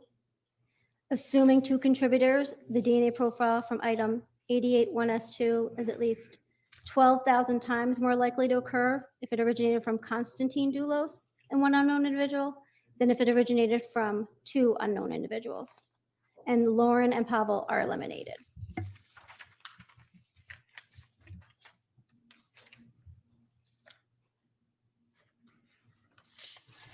Displaying lab 88-1S3, which was identified as a reddish brown stain exterior of non-damaged plastic bag. And this is in DNA sub 4. What were the results? The results are consistent with the DNA profile from item 88-1S3 originating from a single female individual. Assuming one individual, the DNA profile from 88-1S3 is at least 100 billion times more likely to occur if it originated from the source of the DNA profile from the swabbing of the electric toothbrush than if it originated from an unknown individual. And all other knowns are eliminated.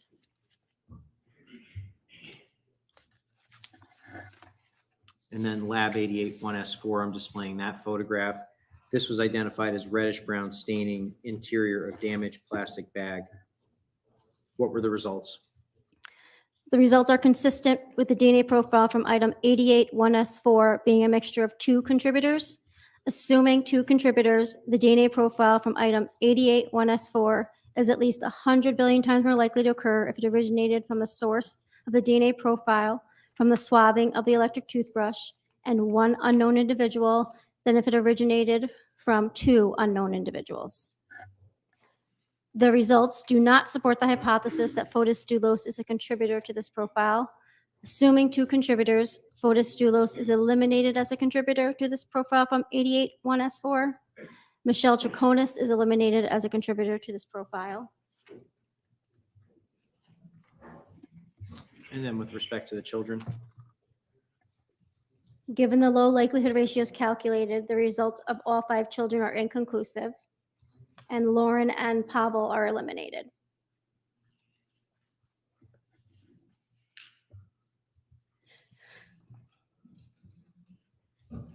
displaying photograph lab 88.1S6. Lab 88-1S6 was identified as a swabbing from exterior opening of non-damaged plastic bag. And this is in DNA supplemental report number 5, 10, and 18 for your benefit, Ms. Maydell.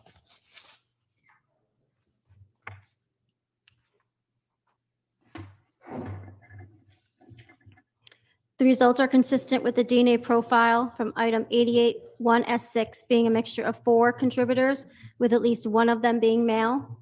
Assuming 4 contributors, the DNA profile from item 88-1S6 is 100 billion times more likely to occur if it originated from the source of the DNA profile from the swabbing of the electric toothbrush and 3 unknown individuals than if it originated from 4 unknown individuals.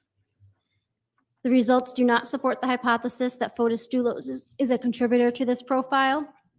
Assuming 4 contributors, Fotis Dulos is eliminated as a contributor to item 88-1S1. Assuming 4 contributors, given the low likelihood ratios calculated, the results are inconclusive as to whether Michelle Troconis could be a contributor to the DNA profile from item 88-1S6. And the Dulos children, Lauren Almeida and Pavel Gumieni, were eliminated. Is that correct?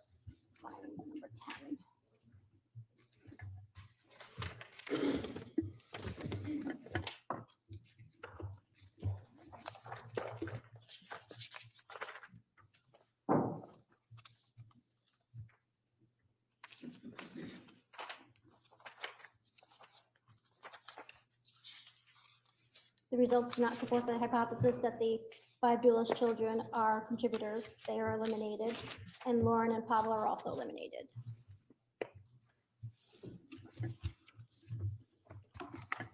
And 88-1S7, which was identified as swabbing from exterior opening of damaged plastic bag. You did not develop a profile on that particular swabbing, correct? Correct. No nuclear DNA profile was detected.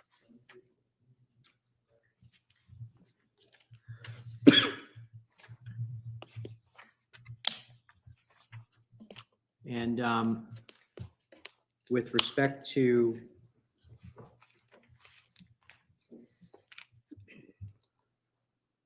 just going to jump back to State Trial Exhibit 111A, Lab Submission Folder 88, Subfolder 88-1. There was a yellow and green sponge located within Submission 88-1. And there were swabbings taken of that. And I'm just going to display lab 88.1.1S1.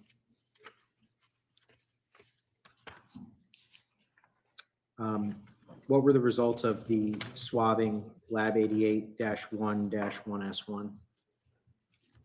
And that's in DNA sub 4. I believe no profile was obtained. Is that correct?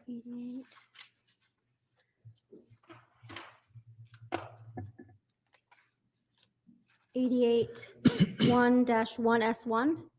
That's correct. Correct. No DNA profile was obtained. I can't remember if I asked you this earlier, but how is it possible that a profile is not obtained? There's just not enough DNA there to be detected in our system. Okay. And then there was also a human hair removed from that sponge. I'm displaying a photograph entitled Lab 88.1.1S2 and directing your attention to DNA supplemental report number 12. Can you just indicate to the jury what type of testing you did on this hair and what the results were? Again, I attempted to get nuclear DNA profile from this hair and I did not. So then I tested it for mitochondrial DNA and obtained a full mitochondrial DNA profile. And in comparing the mitochondrial DNA profile from 88-1-1S2-01 and the known from 94, submission number 94, which is Pavel's known, are the same. Therefore, Pavel Gumini or another member of the same maternal lineage cannot be excluded as the source of item 88-1-1S2-01. So searching the database of that profile, I would not expect to see this profile in more than 0.12% in the African American population, 0.36% in the Caucasian, 0.12% in the Hispanic, 0.46 in the Asian, or 0.46 in the Native American populations. All other knowns were excluded as being the possible source of that mitochondrial DNA sequence.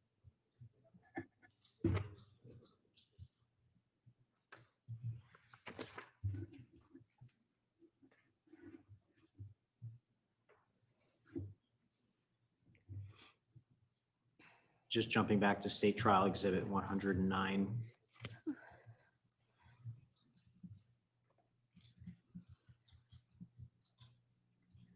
In lab submission number 88, folder 88-1.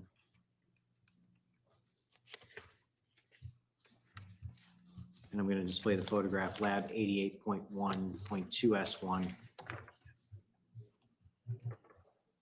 There was a black plastic garbage bag that was folded and found with inside 88-1.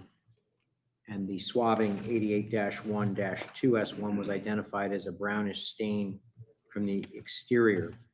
What were the results of that? And this is in 4, 9, and 18.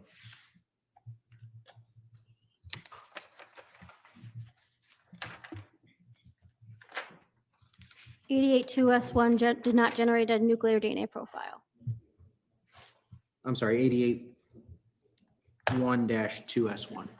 1-2S1, sorry. That's okay. 1-2S1, DNA sub 4. yes.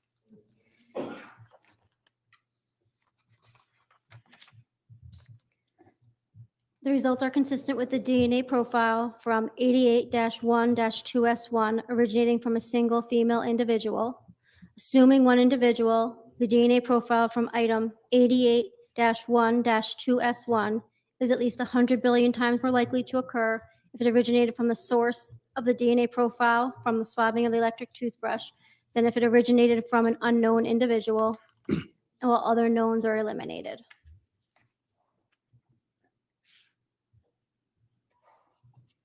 I'm just going to go to subfolder 88-2.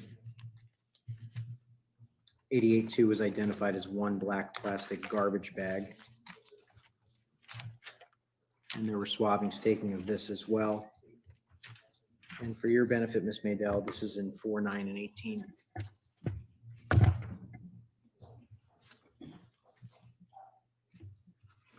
Just beginning with 88-2S1, which was identified as a swabbing of latent print partially outlined exterior. Would it be fair to say that no profile was developed from that particular swabbing? That is correct.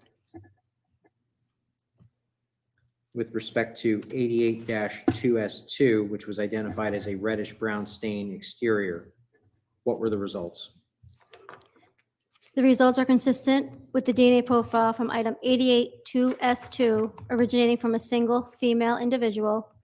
Assuming one individual, the DNA profile from item 88-2S2 is at least 100 billion times more likely to occur if it originated from the source of the DNA profile from the swabbing of the electric toothbrush than if it originated from an unknown individual, and all other knowns are eliminated.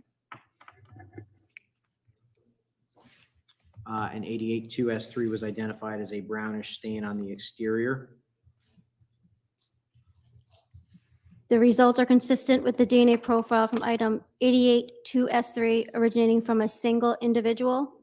assuming one individual, the DNA profile from item 88-2S3 is at least 880,000 times more likely to occur if it originated from the source of the DNA profile from the swabbing of the electric toothbrush than if it originated from an unknown individual. Fotis Dulos and Michelle Troconis are eliminated as the source of the DNA profile from 88-2S3. And 88-2S4 was identified as swabbing of brownish stain exterior. That was actually identified as belonging to a member of the Scientific Services Laboratory. Is that correct? That is correct. And if I can just say for 88-2S3, all other knowns were eliminated Oh, too. sorry. No, that's okay. I didn't get to that. But yes, 88-2S4 had laboratory staff contamination, so there's no comparisons for that. And is everyone that works at the laboratory required to submit a DNA sample, or what does that look like? Yes, we have what we call a staff index. So when all of our DNA profiles are completed in analysis, before we write a report or do any comparisons, we search all those profiles from the evidence against our staff index to make sure that no contamination occurred. Okay. And so in this particular instance, contamination was noted, so no additional comparison was done, correct? That is correct, yes. And with respect to 88-2S5, which was identified as a reddish brown stain from garbage bag exterior, what were the results of that? The results are consistent with the DNA profile from item 88-2S5 originating from a single female individual. Assuming one individual, the DNA profile from 88-2S5 is at least 6.5 billion times more likely to occur if it originated from the source of the DNA profile from the swabbing of the electric toothbrush than if it originated from an unknown individual, and all other knowns are eliminated. And with respect to 88-2S6, which was identified as swabbing from opening exterior, The results are consistent with the DNA profile from item 88-2S6 originating from a single female individual. Assuming one individual, the DNA profile from item 88-2S6 is at least 100 billion times more likely to occur if it originated from the source of the DNA profile from the swabbing of the electric toothbrush than if it originated from an unknown individual. All other knowns are eliminated. and displaying the photograph entitled Lab 88-2S7, identified as a swabbing of a reddish brown stain interior. No profile was developed from this particular swabbing. Is that correct? That is correct, yes. And displaying the photograph Lab 88-2S8. This was identified as reddish brown stain interior. What were the results of this analysis? The results are consistent with the DNA profile from item 88-2S8 originating from a single female individual. Assuming one individual, the DNA profile from item 88-2S8 is at least 1.9 billion times more likely to occur if it originated from the source of the DNA profile from the swabbing of the electric toothbrush than if it originated from an unknown individual, and all other knowns are eliminated.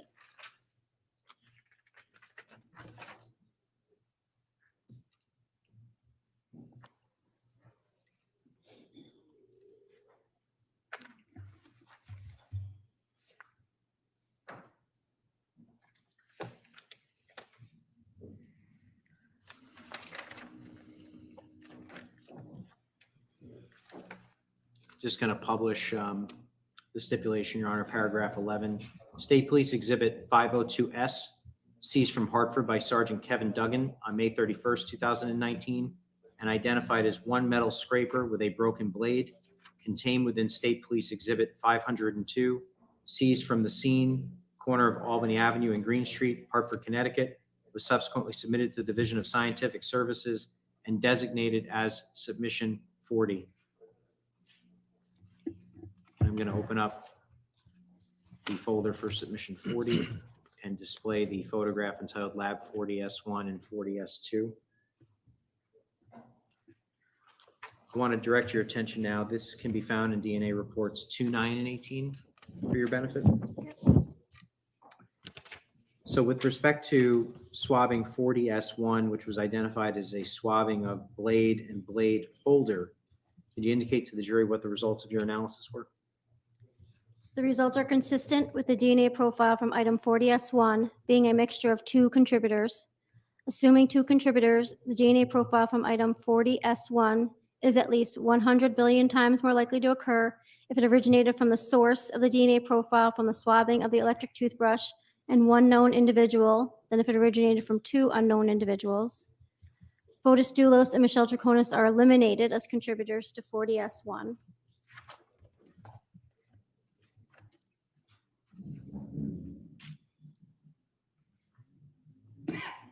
And would it be fair to say that the children, Lauren Almeida and Pavel Gumieni, were eliminated as well? That is correct, yes.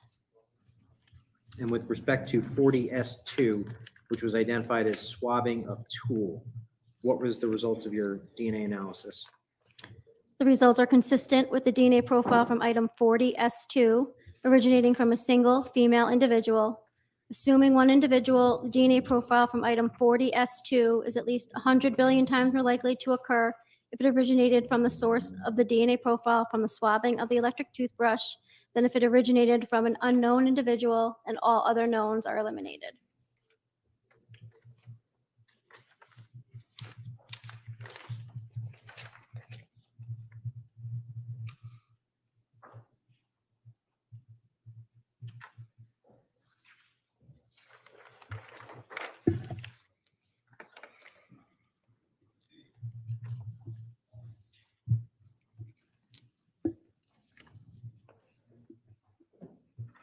I'm going to publish State's Exhibit 104, which is a stipulation, specifically paragraph 3, and this is the stipulation with respect to the Toyota Tacoma. Paragraph 3, State Police Exhibit 207, seized from the Toyota Tacoma by Detective Matthew Riley on June 11, 2019, and identified as one cutting of upholstery fabric with blood-like stain, KN positive, seized from the scene, seatback, was subsequently submitted to the Division of Scientific Services and designated as submission 86. And I'm going to open up State Trial Exhibit 93. There's a subfolder entitled Tacoma for Court. And I'm going to display photograph 18.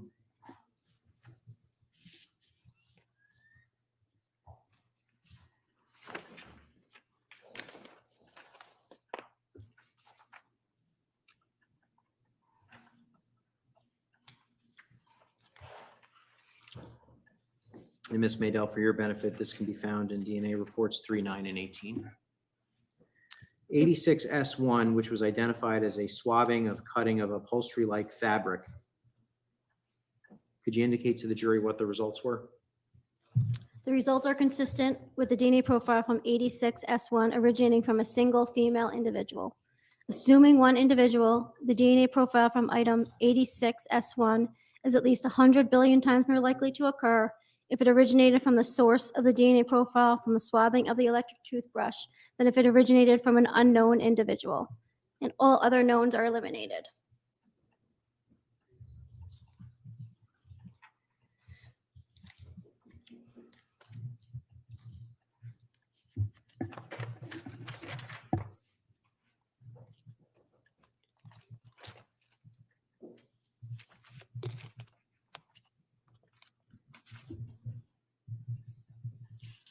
Sorry, I'm just waiting for it to buffer.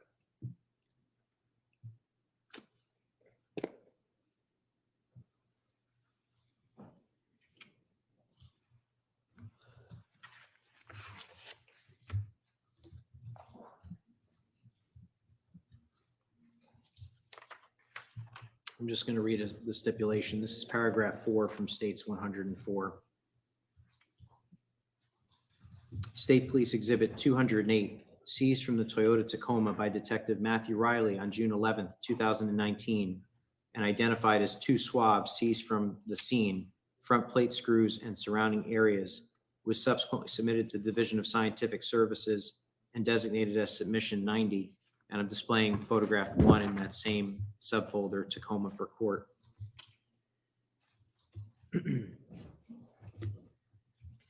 Directing your attention to DNA supplemental report number 4, 90S1, identified as envelope with 2 swabs from front plate screws and surrounding area. Were you able to generate a DNA profile on those screws? I did not. If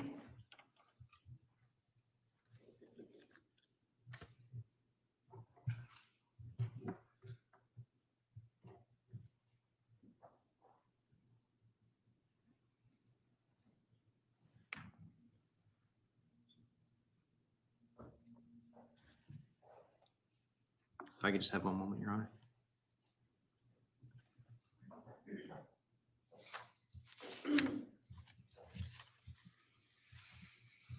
I'm displaying photograph 8.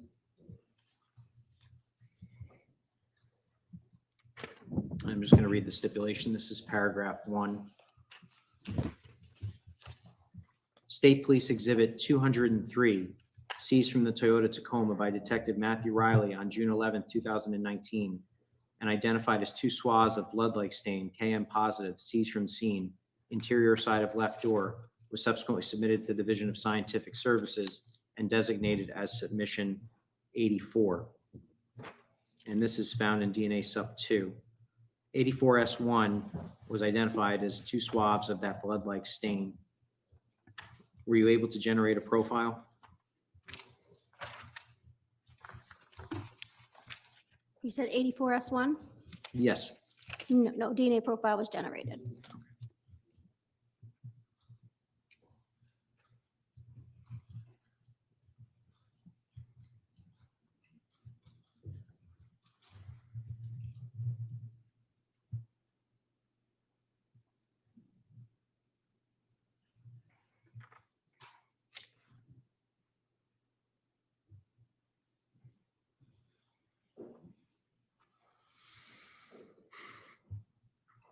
Just going to read that stipulation. Paragraph 2, State Police Exhibit 206, seized from the Toyota Tacoma by Detective Matthew Riley on June 11, 2019, and identified as 2 swabs of blood-like stain, KM negative, seized from the scene, interior side of right door, was subsequently submitted to the Division of Scientific Services and designated as submission 85. Were you able to generate a profile on those 2 swabbings? 85S1? I did not. No DNA profile was detected.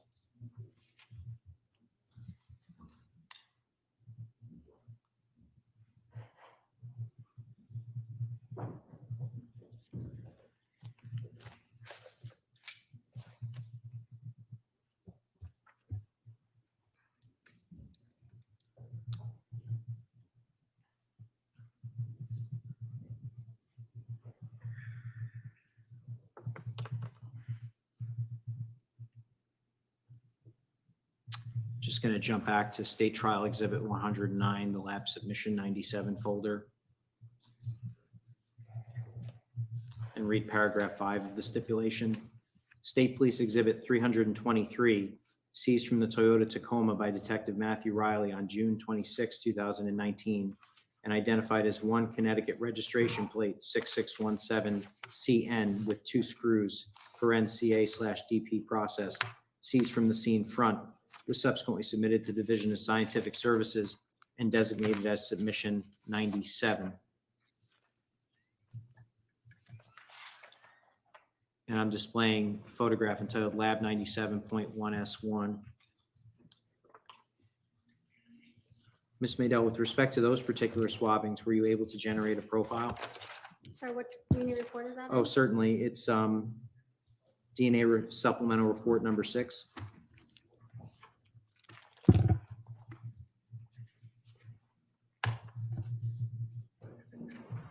There was 2 different items that I tested, 97-1S1 and 97-2S1, and both did not generate a DNA profile.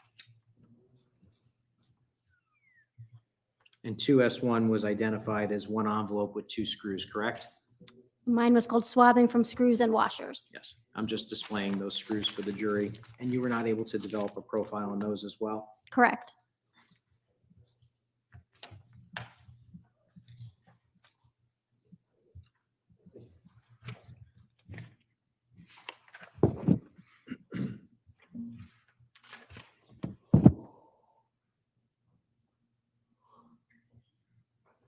I'm just going to publish the stipulation again. Paragraph 6, State Police Exhibit 324, seized from the Toyota Tacoma by Detective Matthew Riley on June 26, 2019, and identified as 2 swabs seized from the scene, screw threads, in State Police Exhibit 323, was subsequently submitted to the Division of Scientific Services and designated as Submission 91. With respect to Submission 91, which became 91S1, the 2 swabs that were submitted, were you able to generate a profile? And that's in DNA Sub 4.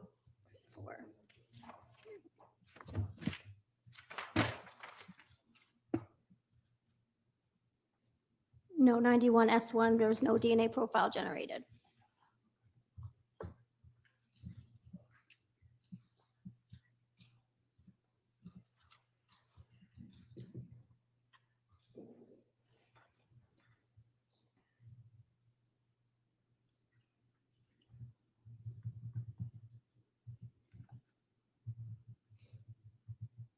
Opening the folder entitled Lab Submission 98. I'm going to publish paragraph 7. State Police Exhibit 325, seized from the Toyota Tacoma by Detective Matthew Riley on June 26, 2019, and identified as 1 Connecticut registration plate 6617CN with 2 screws CA/DP processed, seized from the scene rear, was subsequently submitted to Division of Scientific Services and designated as Submission 98.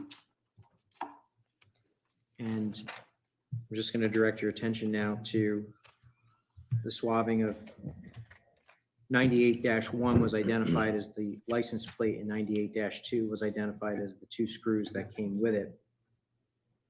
With respect to 98-1S1, what were the results of your DNA analysis? The results are consistent with the DNA profile from item 98-1S1 originating from a single individual.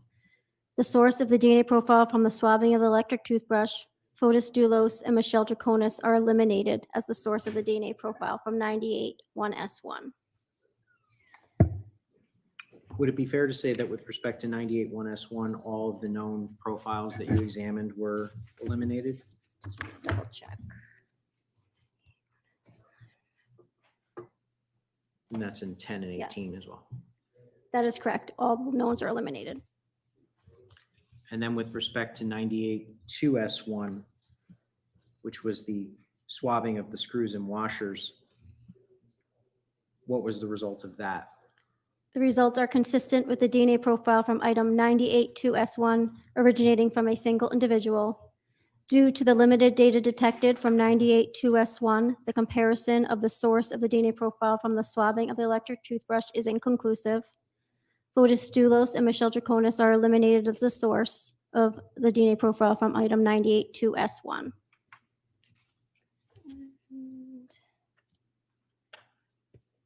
And with respect to the children? And that's in 10. Sure. Due to the limited data detected from item 98-2S1, the comparison to Petros and Christiane Dulos are inconclusive. Constantine, C. Noel, Theodore, Lauren, and Pavel are all eliminated as the source of the DNA profile from 98-2S1.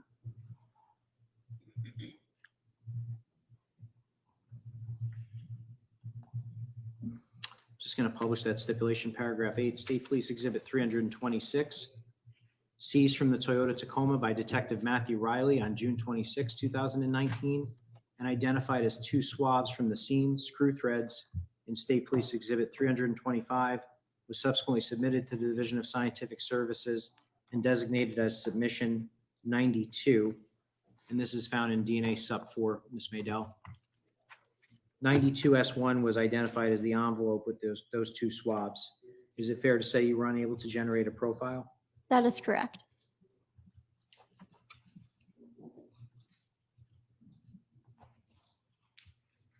Opening Submission 99.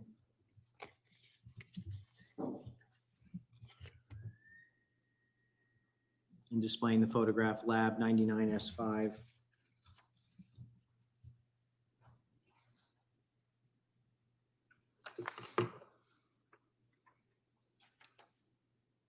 Paragraph 9 of that stipulation, State Police Exhibit 363, seized from the Toyota Tacoma by Detective Matthew Riley on August 27, 2019, and identified as one interior door panel from right door, was subsequently submitted to the Division of Scientific Services and designated as Submission 99. With respect to 99S5, which was identified as swabbing from edges of fabric panel and panel area, what were the results of your DNA analysis? And this is in 6 and 18 for your benefit. The results are consistent with the DNA profile from item 99S5 being a mixture of 3 contributors. The results do not support the hypothesis that the source of the DNA profile from the swabbing of the electric toothbrush is a contributor. Assuming 3 contributors, the source of the DNA profile from the swabbing of the electric toothbrush is eliminated as a contributor to the DNA profile from item 99S5.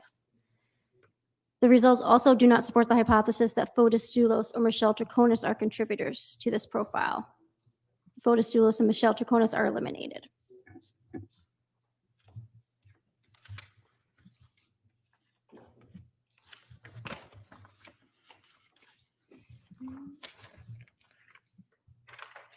And were there any results with respect to the children?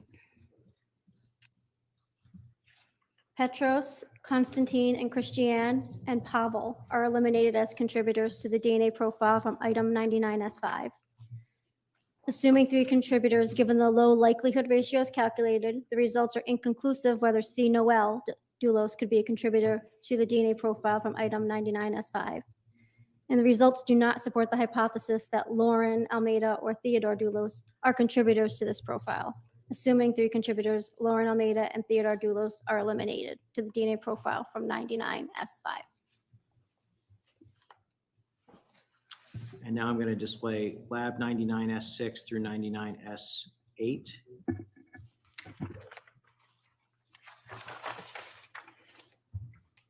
(99S6) identified as swabbing from panel handle attachment area.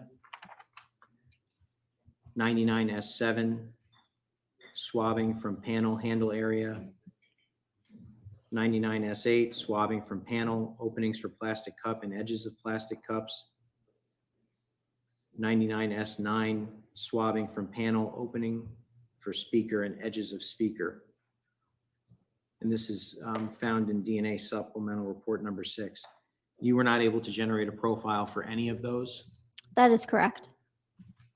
Ms. Maydell, would you expect that with a work truck that is used fairly frequently that there would be some DNA on a door handle? Objection, speculation, and lack of foundation. Sustained.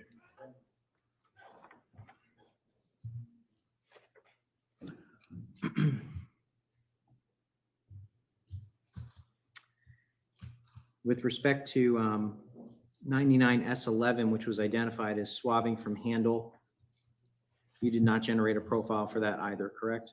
That is correct.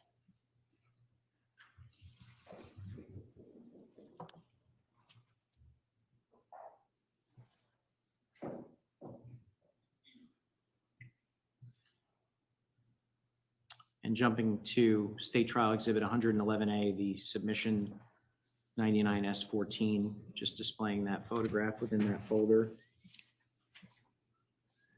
This was identified as a human hair by Ms. DeLonis, coming from that particular submission. And I'll direct your attention to DNA Sup 12.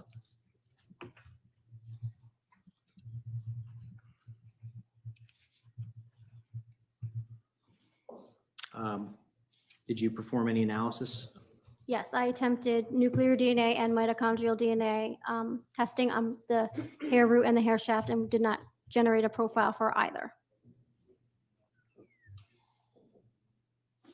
And with respect to 99S15, which was identified as swabbing from fabric area, what were the results? No profile, nuclear DNA profile was generated.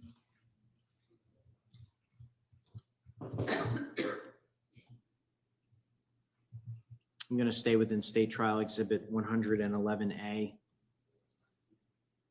and open the laboratory submission 100 folder. And I'm just going to publish that stipulation, paragraph 10.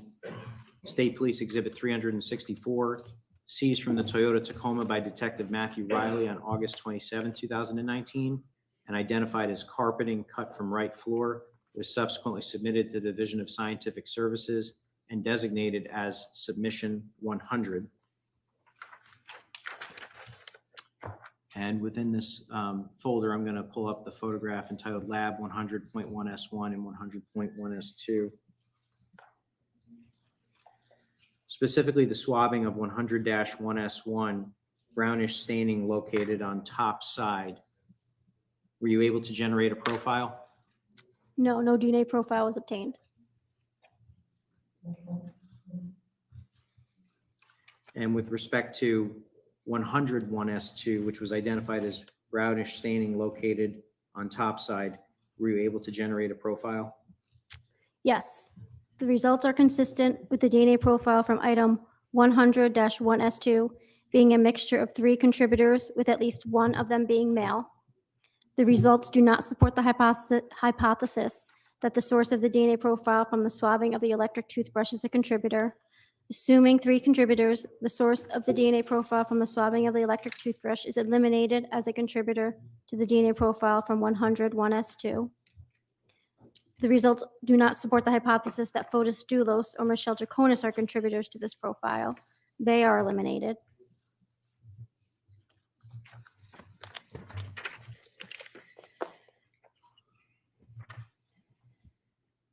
Ms. Medell, I want you to assume the following facts are true. I want you to assume that on May 29th, 2019, the Toyota Tacoma belonging to Pavel Gumieni was detailed at a car wash. How, if at all, could a car being detailed impact potential DNA evidence found in the car?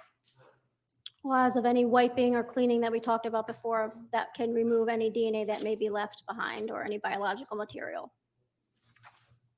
And could that also potentially prevent DNA profiles from being generated on objects tested?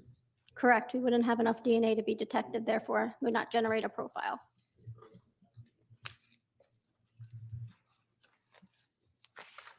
I need to finish the conclusions for 101S2. Oh, I'm sorry, go That's ahead. okay. Assuming 3 contributors for the DNA profile from item 101S2 is at least 100 billion times more likely to occur if it originated from Pavel Gumieni and 2 unknown individuals than if it originated from 3 unknown individuals. The Dulos children and Lauren Almeida are eliminated.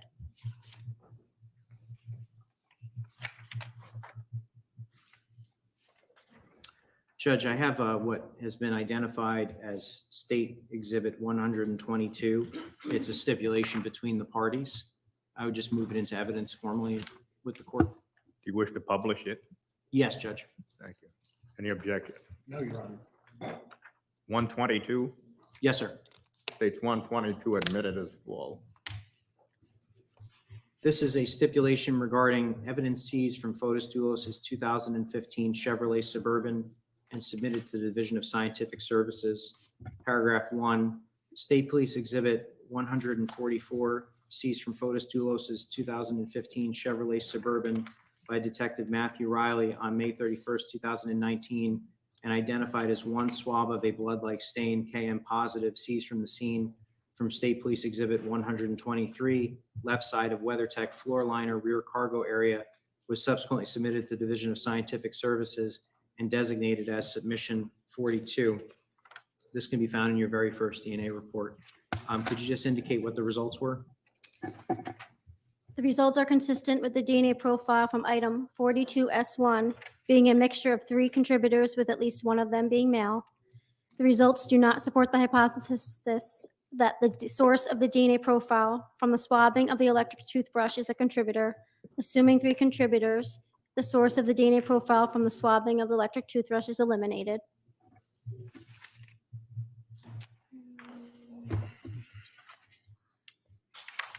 And then I believe it's also Number 9. ES and 18 as well, and perhaps also SUP 1.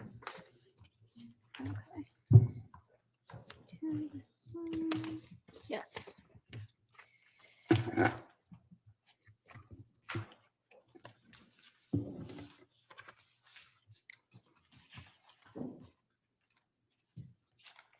Assuming 3 contributors, the DNA profile from item 42S1 is at least 41 million times more likely to occur if it originated from Fotis Dulos and 2 unknown individuals than if it originated from 3 unknown individuals. Michelle Troconis is eliminated as a contributor to 42S1.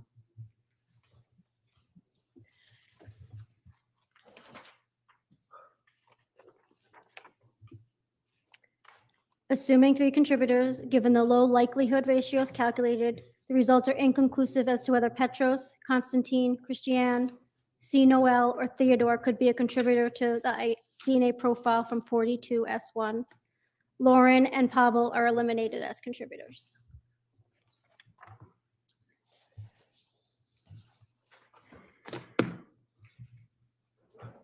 Your Honor, at this time, I'm just going to return exhibits 122, 103, and 104 to the clerk.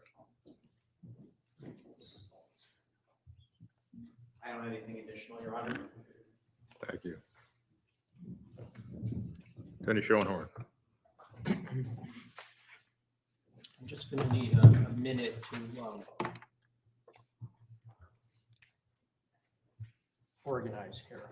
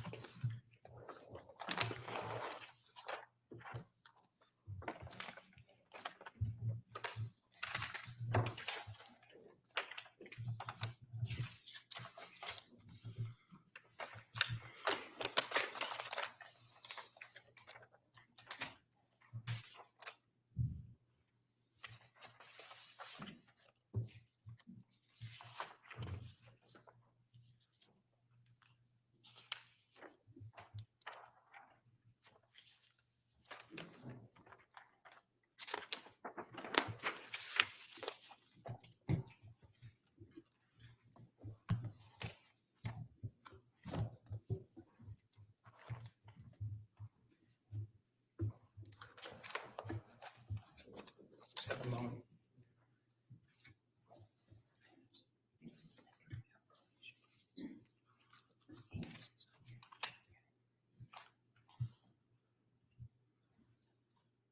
Is it afternoon? It is. Good afternoon again, Ms. Bedell. Good afternoon.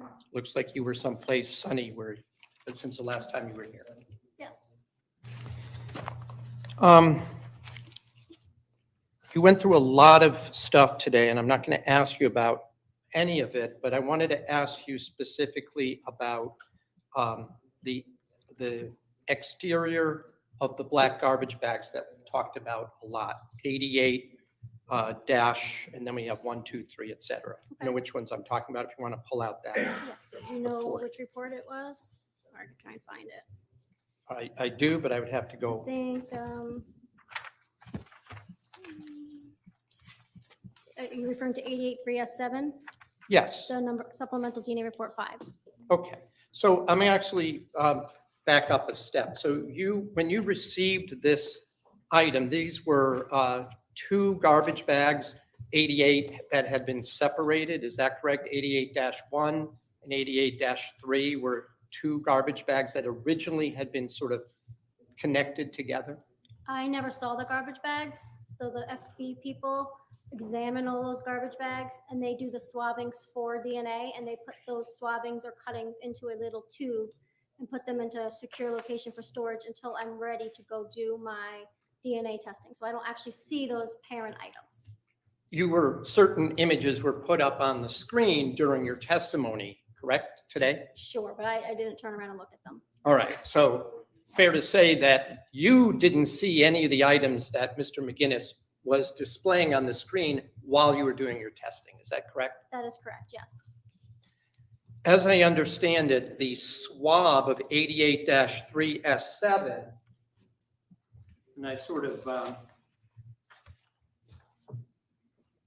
was from the edge.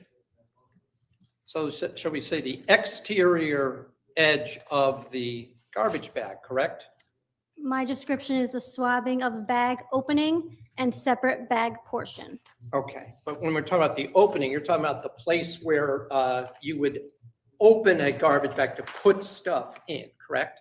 I would say that's correct from the description. And the image that was displayed at the time was written, it said exterior. Would that be fair to say that the swab was from the exterior of that opening of the bag?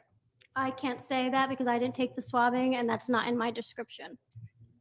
In any event, you used at the time the Fusion 6C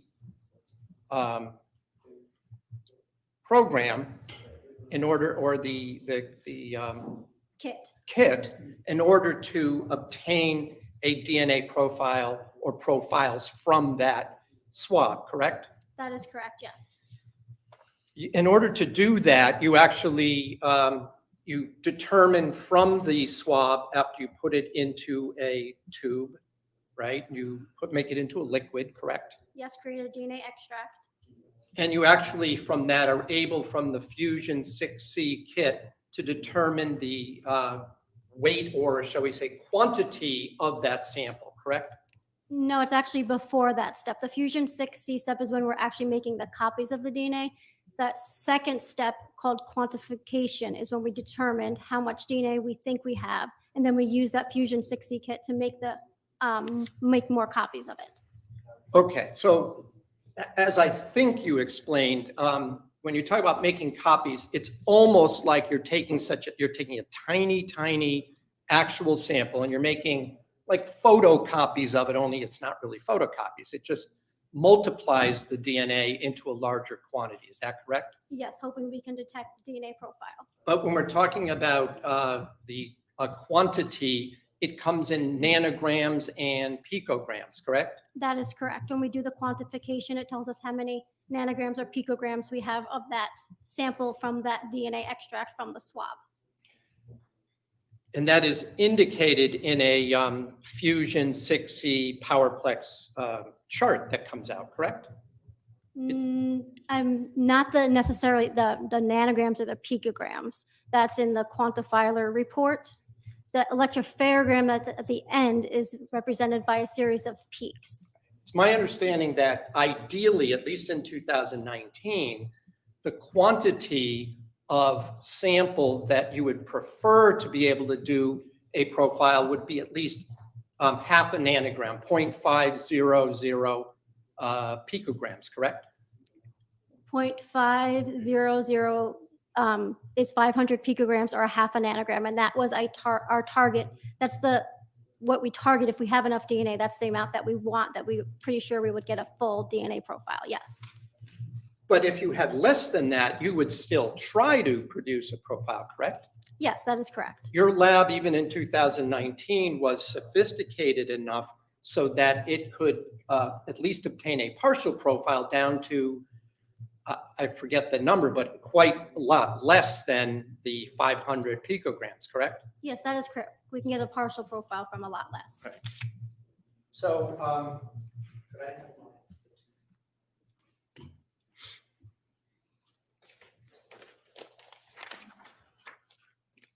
These are from the lab, things from before your injection. These are the ones we gave you this one. I don't have an objection to this. I haven't seen John's. All right, so we got 3 pictures. All right, and I'll also, we can do it the other way too. All right, so I understand that with regard to exhibit D, there's no objection. What was the, Defense. what was the exhibit? V, as V is in Victor, no problem, no objection. Defense V as in Victor, admitted as false.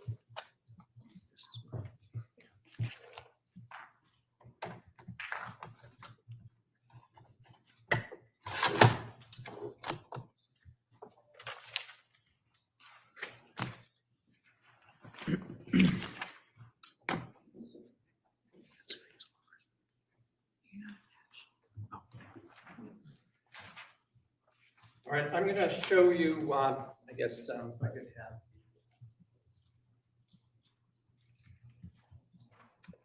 We could get the monitor turned on, please.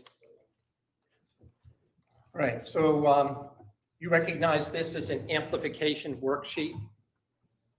Yes, that is correct. And if we look at the number one, there's more than one of the samples that you talked about today, correct? Correct. There's 3 different swabbings listed there with the controls. Oh, when you, Sorry, there's 3 separate. let me do this. There is a separate microphone. If I can at least maybe,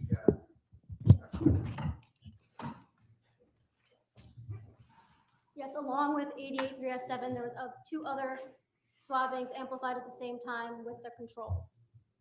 and so that we're talking about the same thing. This is the 3S7 one I just asked you about, correct? That is correct, yes. And if we go across, the NG stands for nanograms, correct, of DNA, right? Correct, yes. And the amount that's listed just below that is 0.42, correct? Correct. So that's 420 picograms or 0.42 nanograms. That was the total sample that was in the, that was the total quantity in the sample that you tested, correct? Approximately the amount of, yes, DNA that I was amplifying. And even though that was slightly less than the 500, well, let's do a little math and I'll do that a little bit later, but there are 1,000 picograms in 1 nanogram, right? Yes, And to remind us from the last time I asked you this, a picogram is a trillionth of a gram, right? correct, yes. So this would be 420 trillionths of a gram of DNA that you used, right? Well, 1 picogram is a trillionth. Or is it, yeah, You- because these are nanograms, well, I guess, But it's 420 picograms, so it wouldn't be 400 trillionth of a gram. well, it's, It's a lot less than a gram. yes, right. But it's also a lot less than a nanogram, right? It's It's less than half of almo- a nanogram. Yes, because a half a nanogram would be 0.5. Okay, all right, fair enough. So,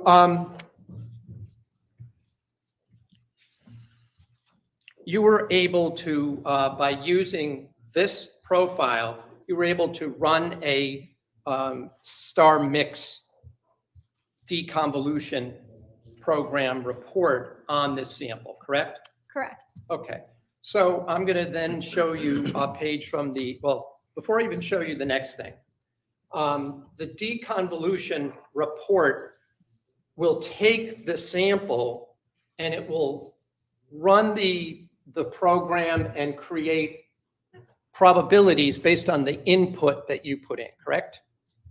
I give it the DNA profile that is generated, and then it generates a likelihood ratio when you make a comparison, correct?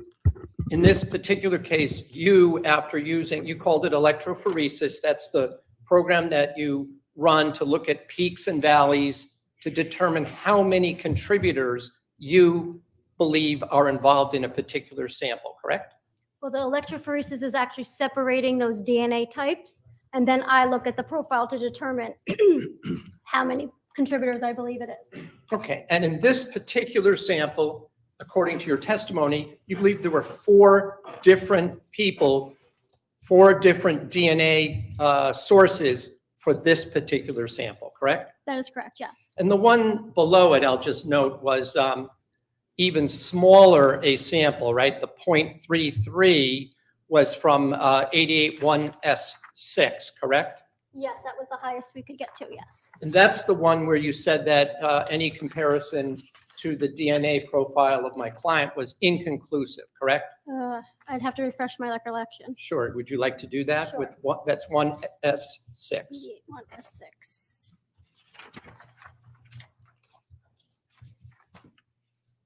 Yes, in supplemental DNA report 5, the likelihood ratios calculated or make it inconclusive. An inconclusive mean there wasn't enough sample for you to make any, either a exclusion or to even make it be a partial inclusion, correct?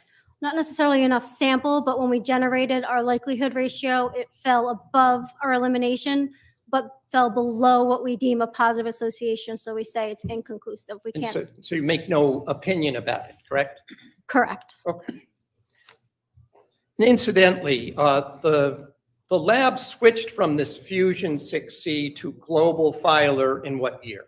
The end of 2019, beginning of 2020. So at that point, the lab decided to use Global Filer because it was what, more sophisticated, that program? No, it was because we were switching vendors and the machines at the same time, so they just switched vendors.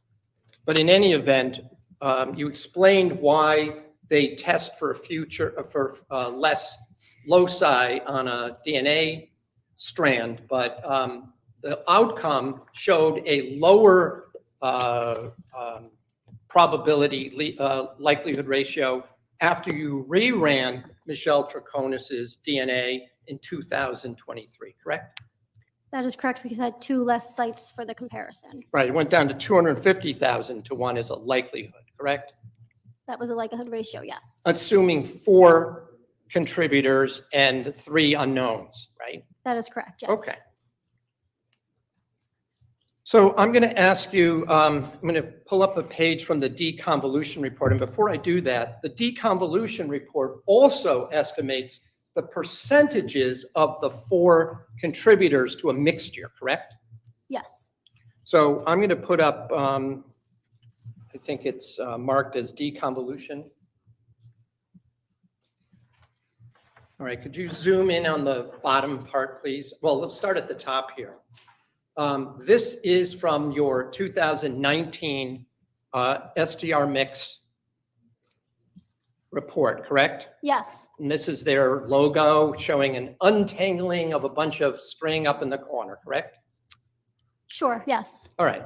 And again, so that the jury will understand what we're looking at here, this shows that the file was 88-3S7, correct? Yes. That's the same number throughout. If anything that you testified about regarding this sample, it'll show 88-3S7, correct? Correct. And then below that, it talks about the known contributor, and it's got the number 45-2G1. And for the juror's edification, you've already explained this, 45 is the sample that was assigned to the known profile of Michelle Troconis, right? I believe 45 was Fotis Dulos. 47 was Troconis? Let me just make sure. Yes, 45 is Fotis Dulos and 47 is Michelle Troconis. All right. So this report you ran against Fotis Dulos's as a known contributor, correct? Yes. And if you go down to the bottom, all right. So when you ran this amount, it showed that 50% of the sample, right, according to Star Mix, was Fotis Dulos's, correct? Well, yes, it approximates how much each contributor is contributing to that profile before you make a comparison. It deconvolutes the whole profile and gives you the weights for those 4 people that I told it was. And then when you do the comparison with the known, it then tries to see by its already deconvoluted parts if the known matches to any of what the best explanations Okay. are. Well, what I want you to do is when you look at the proportions of 1, 2, 3, and 4, when you ran it against unknowns, correct? Well, you only run it against the one known at a time. Okay, well, that's what I was trying to get at. And in this particular case, the third, shall we say, the third highest contribution, or the third lowest, if you will, was 5%, correct? The third contributor is contributing 5%, approximately 5% of the DNA profile, correct? 5% of 100%, correct? Correct. And then the fourth person was 3%, right? Approximately, yes. Okay, so if we would go to the LR 47 report. All right, so this is a report that was written, well, that was part of a deconvolution report and likelihood ratio from August of 2019, correct? Correct. And this is a report you ran using star mix, correct? STR mix. Correct. And in this particular sample, you used 47 as the known contributor, correct? Correct. And again, you only run one at a time, as you said, correct? Correct. So if you would just go down to the lower part of this, okay? And so in this, it shows the location within the 4 profiles, separate DNA profiles, for the known sample of Michelle Troconis, correct? Yes, it fits her to contributor number 3. Right, and in that case, that would be a 5% of the total, is that right? Approximately, yes. And then you reran this, as I think you indicated, in 2023. So if you would pull up 147, 2023, please. Okay, so up at the top, you ran this again in November of 2023, right? Correct. After I redid the known with global filer. Right, so let me also just indicate, you were given a newer, a more recent DNA sample of my client, correct? Correct. Now, her DNA didn't change in the 4 years since it was originally provided, did it? No, of course not. Okay, so when you go down to the bottom, it still came out 3rd, correct, in 2023, correct? Correct, yes. And as I understand this, the first time you ran it using the Fusion 6C, it was in 2019. It was, the results cannot be eliminated, correct? That's what you called it, right? Yes, because that was the terminology we were using at the time. And then now you use the terminology consistent with source, correct? Consistent with the contributor for our mixture. All right. But in any event, it was still only a partial DNA that you were comparing my client's known DNA against, correct? A partial profile, right? Correct. Her full profile wasn't detected in this 4-person mixture. So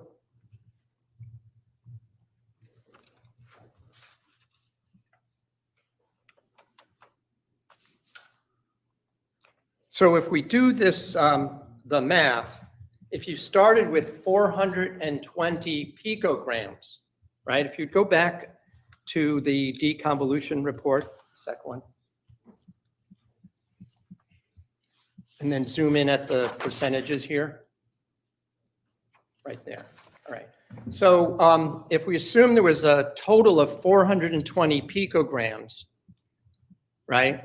That means 50% of the sample belonged, in this case, to Mr. Dulos, correct? Approximately, yes. And when you swiped, excuse me, you didn't actually do the swiping for the sample in this case, correct? You mean the swabbing of the bag? The swabbing, I did not know. right? Someone else ran it somewhere along the exterior edge of that bag, correct? From the description, it was the opening of the bag, yes. Okay. And if I look at them, I'm not going to do the 42% is the next one, but if we go down to 5%, so 10% of 420 picograms would be 42 picograms, correct? Correct. And 5% of 420 picograms would be 21 picograms, correct? Correct. The last time we were here, I believe you estimated that approximately one human skin cell has a little more than 6 picograms, correct? Correct. I agree with that. So maybe 6.5, does that sound about right? Yeah, somewhere around 6. So if I'm to do the math correctly, there were 3 human skin cells that may have contributed to this front that could not be eliminated from Ms. Troconis's profile, correct? Approximately, that's, yes, a fair statement. 3 skin cells, right? Approximately, Right, so that would be Yes, so- 21 trillionths of a gram of DNA, right? Well, Judge, I'm just going to object at this point. I don't think it's relevant because there's no indication that this DNA actually came from skin cells. So to make the leap that this is actually skin cell DNA, I think is a bridge too far at this point. Well, court heard the testimony of the witness that 6.5, 21 divided by 6.5 is approximately 3. So there's redirect examination for clarification, but the objection is overruled. That's correct, right? Well, yes, I could say that approximately 3 skin cells would make 21 picograms in the sample, but again, it is true that I can't say that the DNA on this bag came from skin cells. It could have been another form of DNA. Right, but all cells that you use are basically, on human cells, are the same size, correct? Correct. So it doesn't even matter if she sneezed, it's still only 3 cells, right? Approximately, yes. But when this was tested, it came to you as touch DNA, didn't it? That's how the forensic biology described it in their paperwork. And you. I don't have that in front of me. Right, but if that's how they describe it, you don't change it when you get it, right? Unless you test for some kind of different substance, right? Correct. Okay. I just tested. Well, Attorney Schoenhorn, it's about 2 minutes before 1. Yep. Since an exhibit may be displayed, perhaps we should do that after the luncheon recess. I'll be fine, Your Honor. Ladies and gentlemen, we stand in our luncheon recess. We resume at 2 o'clock. Please do not discuss the case.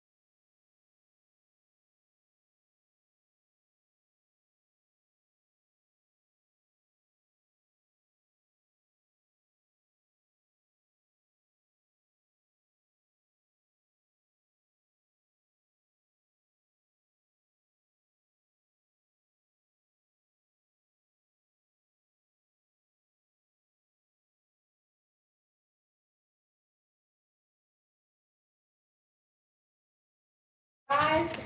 This honorable spirit court is now opening back to session. Good afternoon, Your Honor. Judge, good afternoon. Good afternoon. Just before we bring in the jury, I just wanted to be heard on one matter. Yes, Attorney Schoenhorn, just before the break, provided me with a disc. I believe it is defense W is in whiskey. And I had an opportunity to review it at the break, and I wanted to be heard on two quick things. One is that there are two, for lack of a better term, conversion scales on this particular disc. One of which is entitled DNA sample on CSP exhibit 502, black trash bag. Now, I indicated to Attorney Schoenhorn that I believe that that title was misleading because there were 7 separate swabs taken of that particular trash bag, or 6 separate swabs that were taken of that particular trash bag. And this conversion scale only deals with swab 883S7. So Attorney Schoenhorn indicated to me that he would alert the members through the witness that in fact this only pertains to 883S7 and not the other swabbings that were done on that particular bag. So with that caveat, I don't have an objection. But however, with respect to the other conversion scale, I'll just show the court here. There's a conversion from 1 gram to ounces and a conversion from 1,000 milligrams to 1 gram. And I had an opportunity to speak with Ms. Maydell at lunch, and she indicates that the laboratory does not do those types of conversions. They do not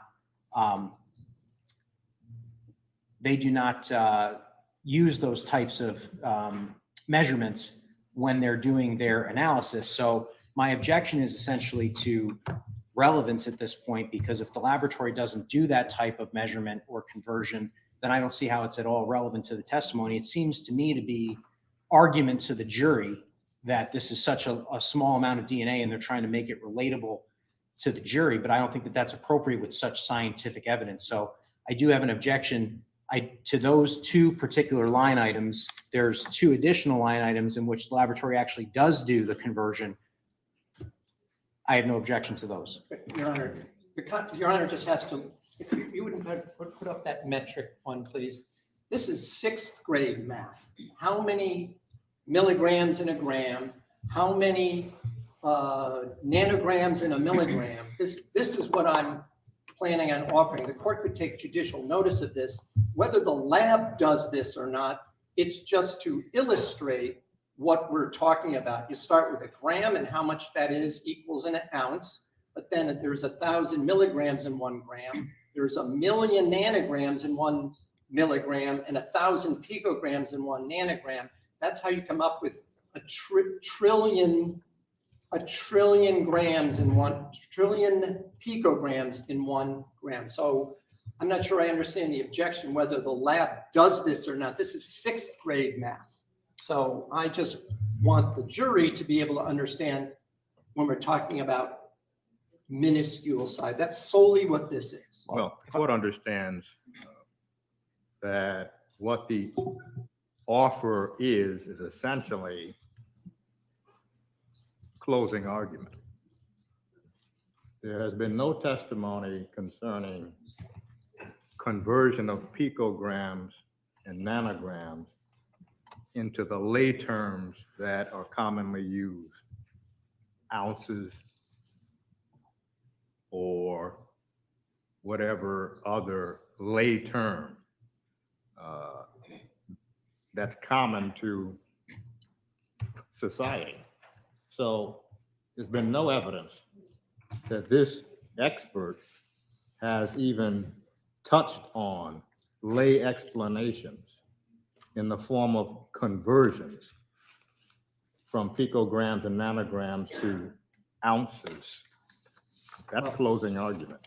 Well, with all due respect, Your Honor, I shouldn't have to call a math professor or a 6th grade math teacher. I'm asking for a little bit of latitude because the court could take judicial notice. These are undisputed facts of how much is within the next, how many grams are, or how big a gram is compared to an ounce, which the jury would then be able to understand. To suggest, though, but I have to get someone, I'll call the head of the lab. I will have the head of the lab come in here just to talk about these. This isn't even about the case. This is the standard math of how many grams, how many nanograms there are, how many picograms there are in a gram. I don't even see how this is even in dispute. So when to suggest there's been no evidence of it, this is the kind of thing that a court can take judicial notice of, and there'd be no reason not to suggest I have to go now and find a math professor to come and testify and let the jury know how large that is. Just seems to be kind of a waste Counsel, of the if court's you are time. concerned about the conversion, your cross-examination is open to the following questions.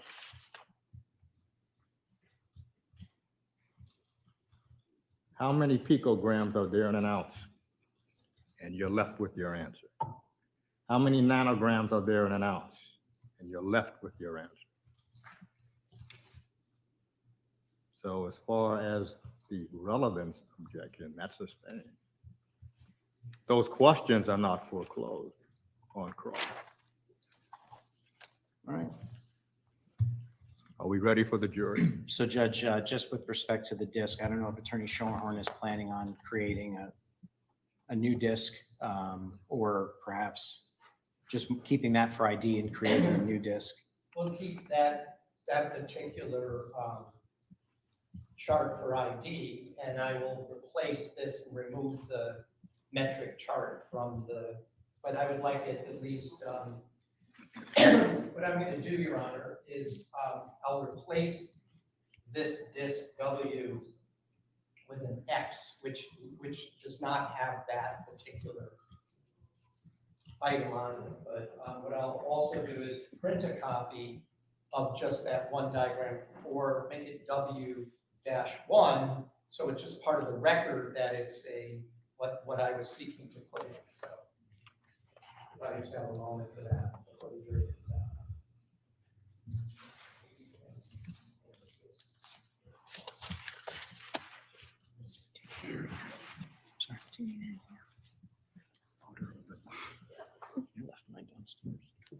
And for now, I will not show that item to the jury. The rest of it will be admitted then as W. Yeah, I have no objection to the balance of the disc, Judge. So defense W, which is the amended This would be then, this is. conversion chart. The conversion charges would be only for ID. It's in my desk. So that'll be W-1. And then for the, we will then submit an X. That would be missing that. No microphone. We'll then submit X, Exhibit X, which is not including that document. So therefore, that would be admitted as full. But for So now, what the court will do is admit X when the jury is in. okay. Are we ready for the jury? Yes, sir. Yes, Judge.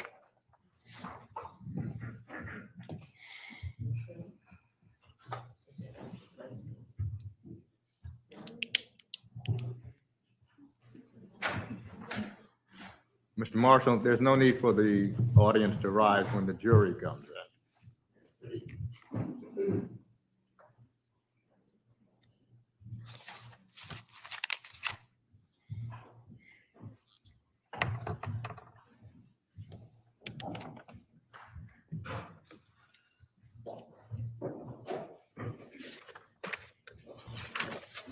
Counsel stipulate, please. Yes, Judge. Yes, sir.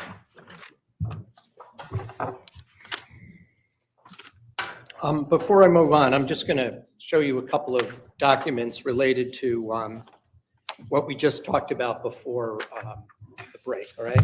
And that would be in Exhibit X. Could you just pull up the item which has the bag, please? Description.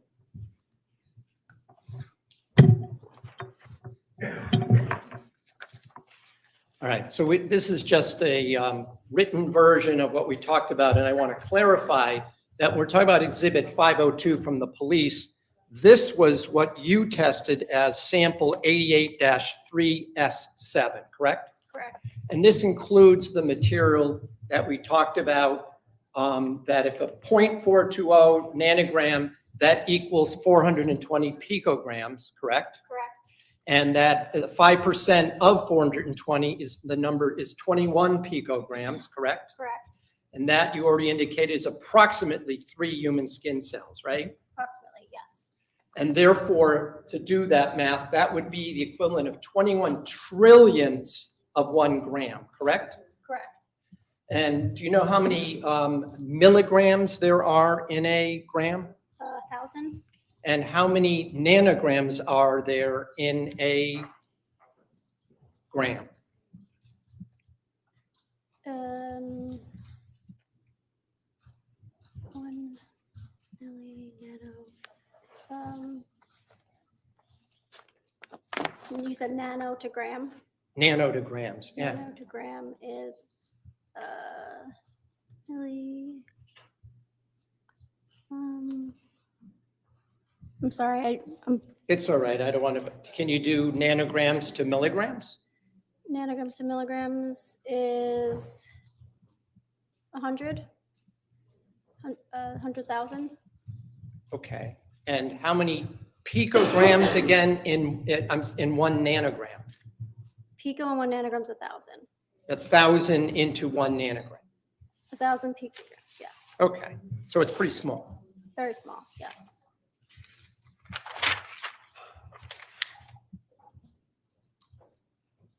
I also wanted to, you testified before about the fabric cut from the seats that had been provided to you, correct? Yes. Now, you didn't do the cutting of the seat yourself, did you? No, Someone else did that. correct. And I'm going to, again, show you from Exhibit W, I believe.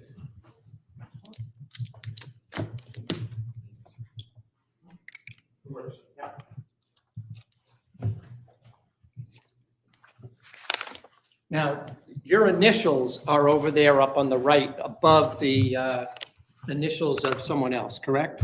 Correct. Just want to highlight. Those are your initials right there, correct? Correct. So you would receive this blood and touch evidence examination worksheet from the biology people, correct? Correct. And you recognize the examiner's initials, CMR, that's Christine M. Roy, right? Yes. And the description, would you just describe what the description is of the item that you had received? That she had received. Yes, that she had received. Next to submission, it says 86 envelope with parentheses 1 cutting upholstery fabric with BLS. Number 207. Number 207, right? Yes. And then what was the description as as Ms. Roy described it here? 1 cutting of black upholstery type fabric with foam backing, area on black side circled, packaging label, quote, KM positive, luminol positive, end quote. All right, so if we could go down to the bottom of to the last page of this exhibit for a moment. It's 3 or 4 pages. I just want to, this is the envelope that it came in. Yes, that is looks like the back side. All right, you go up 1, please, to the front of the envelope, please. If you'd zoom in a little bit. So is this how it arrived in the laboratory with these markings on it? Yes, the bottom sticker would be what the PD put on it, and then the top sticker with the DSS number is what we add to that package. Okay, and so when we're talking about what you just read, the description was on the envelope when it was received, correct? In evidence receiving, yes. And that was from Detective Riley from Western District Headquarters, correct? Garage? Seized by Detective Riley is what it says, yes. And it says seat back, right? Yes, Okay. And up at the top, it was described as a cutting upholstery fabric, correct? correct. And you were shown a picture of a seat before, right? From which the cutting came from or no? Again, I didn't look behind me when he put the pictures up.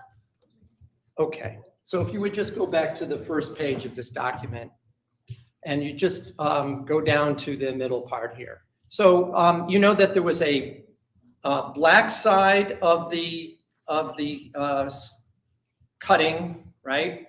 And there was a notation here. It said no stained noted, correct? That's what it says, yes. And although other people have testified to this, it says NT, that means no testing was done, correct? Correct. But on the other hand, they developed at least a sample to send to you, 86S1, right? Well, the no testing was for the KM or OTOL. Right. Yes. Okay. And I just want to be clear, the back side of this cutting, right, mentioned a faint brownish stain, right? That's what it says, yes. And it said foam, that was the foam side, right? Yep. Now, did you actually have in your possession this cutting from the seat? No, all I received was the swabbing she did that was designated 86S1. And in any event, it also indicated that there was no testing and no, what did the NC stand for again? Not collected Nothing was collected. That means from that, from that back side, the foam right. side. but she did a swab and sent it to you, correct? Correct. And you did say that there was a finding of DNA that was consistent with, you talk about the toothbrush, but consistent with the DNA of the person that has been identified as Jennifer Dulos, correct? Correct. Okay. But you don't know how that that DNA was found on that seed, do you? How that DNA was, Got on this, let me rephrase the question. You don't know how that DNA was found on that cutting, do you? It's going to object, Your Honor, to the form of the question. It's vague. Well, the court understands the question as, this is how the court understands the question. You don't know how it was deposited. Yeah, that's a better way to put it. yes, that is correct. I do not know how the DNA got into that seed. And to your knowledge, there was no confirmatory testing done on this swab at all, correct, on this sample? Correct. From that worksheet right there, no confirmatory tests were done. So you don't know whether or not the DNA that was deposited came from epidural cells, right? I do not know where that DNA came from, no. Or for that matter, whether it was from a fluid source of the person or skin cells, right? You don't know. That is correct. I do not know. Now, with regard to the, let me just ask you a couple more questions.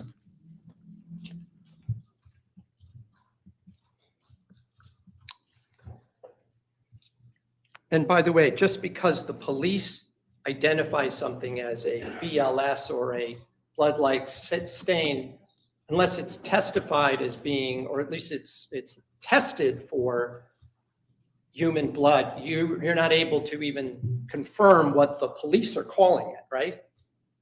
That is correct. Unless a confirmatory test for human blood was done, I can't say that it's actually blood. Okay.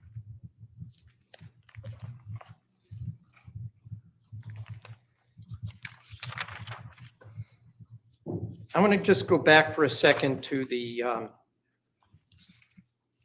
your testimony before about the trash bag and your testing of the sample that was 88-3S7. Okay. And when I asked you a little bit a while ago, or maybe it was this morning, you had indicated there were 4 contributors. I'm just going back just to recall that, right? Correct.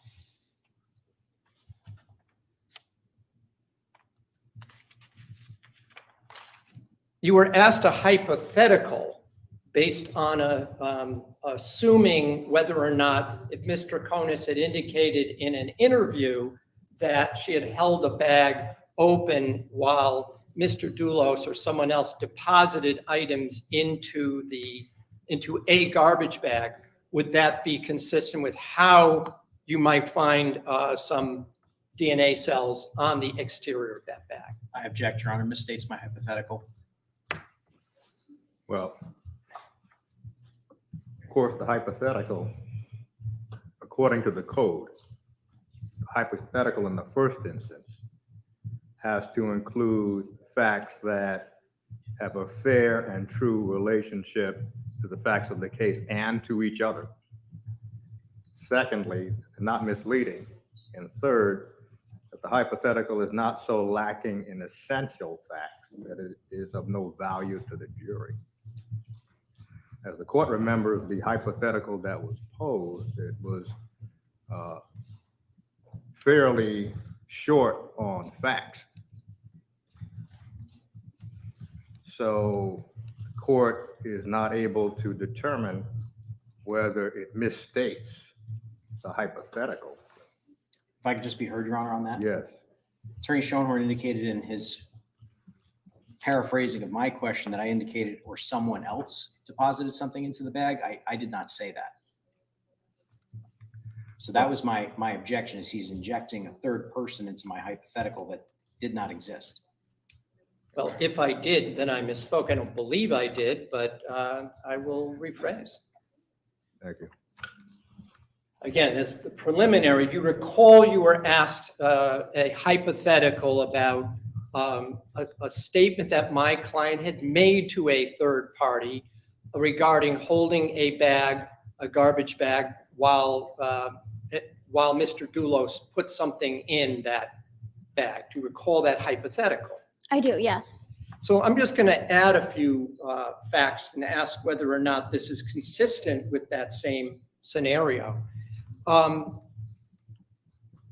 Could the small amount of DNA have gotten on the bag if it had been, so for example, the bag had been moved from one room to another? Well, I'm going to Well- object, Judge. Well, first, the easiest way for the jury and the court to understand hypothetical if it is in a classical form. In other words, we will ask you to assume certain facts.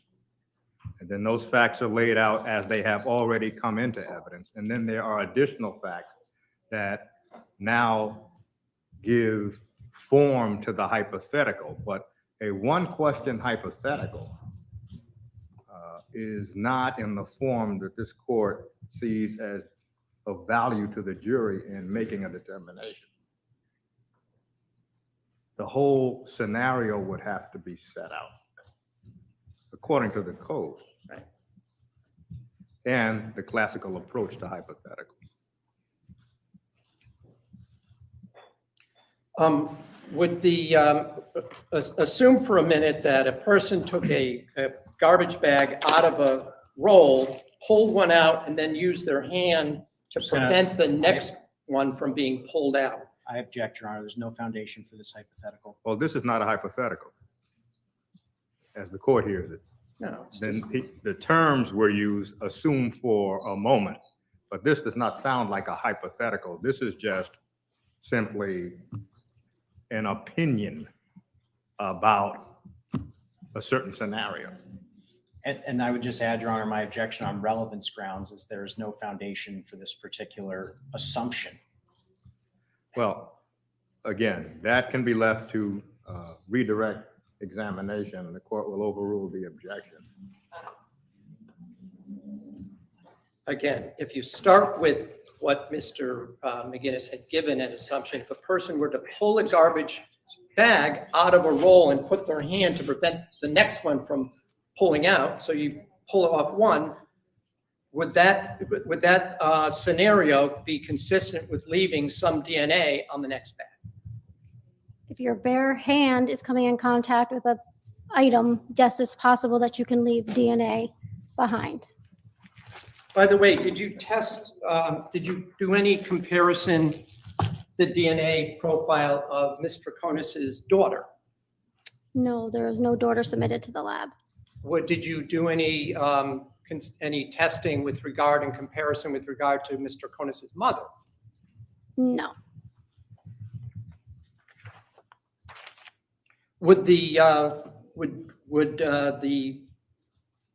handling a garbage bag while cleaning inside a house be consistent with depositing some skin cells or some DNA on a garbage bag exterior? I object, Your Honor. Relevance, no Well, foundation. Well, the court hears the question as having already been answered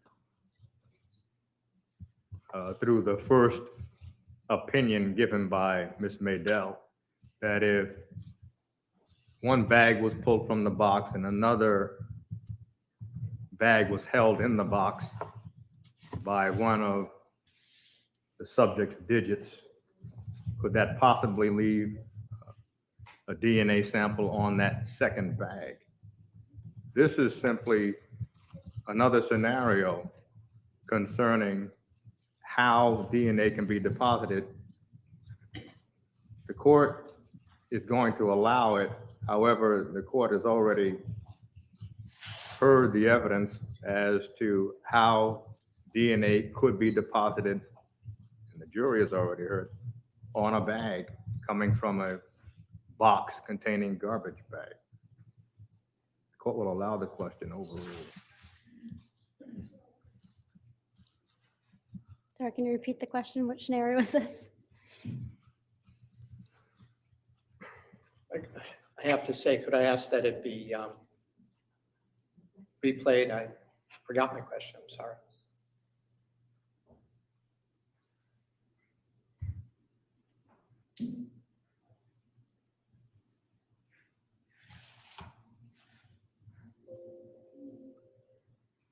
Handling a garbage bag while cleaning inside a house be consistent with depositing some skin cells or some DNA on a garbage bag.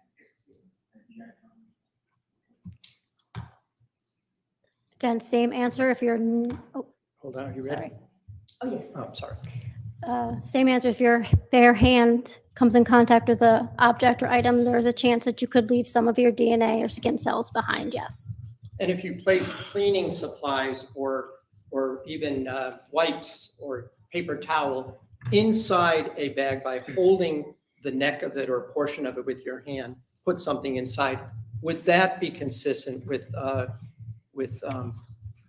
distributing some DNA on the exterior neck of that bag? Judge, I object. Firstly, I think this question has been asked and answered at this point. The concept has been addressed. That's my first objection. My second objection is, again, there is no foundation for these so-called assumptions or hypotheticals that counsel is giving. Well, this is not a hypothetical. This is the same question, but moving around the house. So at this point, it may be relevant, but under the code, it's now needless presentation of cumulative evidence. On that basis, it's sustained. You talked about the last time you were here, the idea of transfer DNA by, you could touch someone's hand and that could also lead to transference of some amount of DNA onto a third object, correct? That is possible, but many factors contribute to that, yes. So just assume for a moment that if Ms. Troconis was in a truck with another contributor such as Mr. Dulos touching either the seat or the hand of Mr. Dulos, and then he were to then deposit a garbage bag into a receptacle, would that also be consistent with a manner in which that her DNA could be transferred to the exterior of such bag? I object, Your Honor. There is no foundation at all for this hypothetical, and counsel is attempting to engage in essentially closing argument to the jury through a lengthy question that bears no factual relationship to the record. Well, there's already evidence that the defendant and Fotis Dulos were in the Raptor. There's already evidence that bags were deposited in trash receptacles. The hypothetical here in this court's view is sufficient for essentially the jury to make a determination based on the expert's opinion. Overruled. So that's an example of secondary transfer, and secondary transfer can occur. Just so many factors contribute to that. We don't know if the person is a shedder. That makes a big difference for that initial transfer of DNA. If you transfer more DNA to someone's hand, then there's a better chance that that DNA will then transfer to that other object. And with each subsequent transfer, you're losing that initial DNA that you started with. And you sometimes talk about a major and a minor contributor. Would you agree that looking at the deconvolution report in this case, that the 5% that was deconvoluted to Michelle Troconis would be a minor contributor compared to the, I think, 45 or 50% of Fotis Dulos in that same swab? Excuse me. Yes, that is accurate. Excuse me.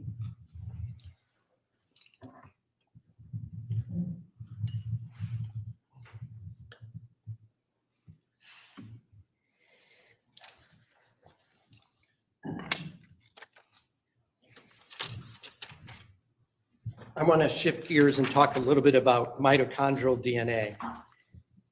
And according to what you testified, if I understood it correctly, mitochondrial DNA is found at least in hair roots. Is that correct? Hair shafts. Hair shafts. I mean, it could be found in the root also because it's found in the cell, but not in the nuclear part of the cell. It's found in the cytoplasm, the white part of if you're thinking of an egg. The mitochondrial organelles have the mitochondria within those. It comes from you called it the maternal lineage, correct? Maternal line, yes. And the maternal line means the mother side of the family, right? Correct, yes. So it's an X chromosome, but no Y chromosome, right? No, it's not. The X chromosome is in the nucleus. This is separate. It's the DNA that's in the mitochondria. It's an organelle. But the DNA, at least to the extent that it's comparable, the DNA in the mitochondrial cell is comparable to what's in a nucleus, only less. Is that a fair statement? It's not unique to an individual, the DNA in mitochondria. There are more people that can have that same mitochondrial profile, is what you're saying, correct? Yes. And I think you used some percentages, but which I'm not going to go into right now, but I think you said something like, if we're talking about Caucasians, you said it was 0.36% of Caucasians had that particular profile. I mean, I'd have to refer to my report and which Sure. hair you're talking about. Mhm.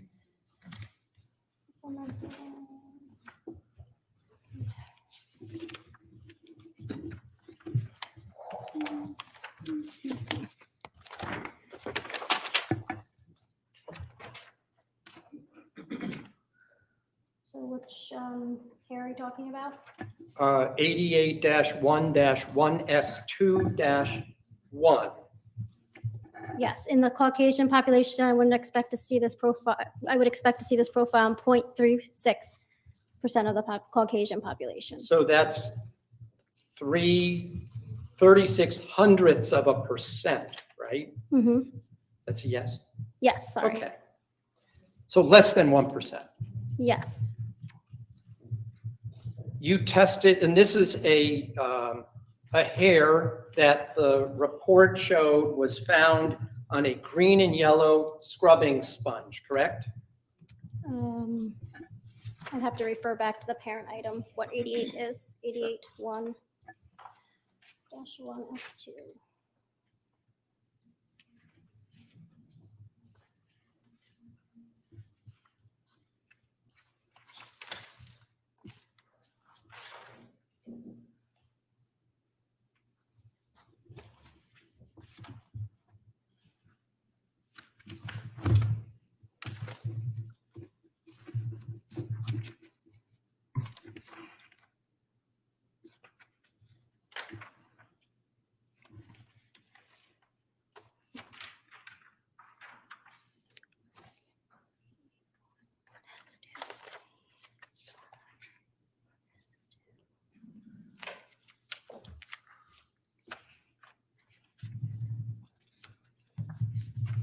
Sorry, I can't find the parent item in the regular DNA reports.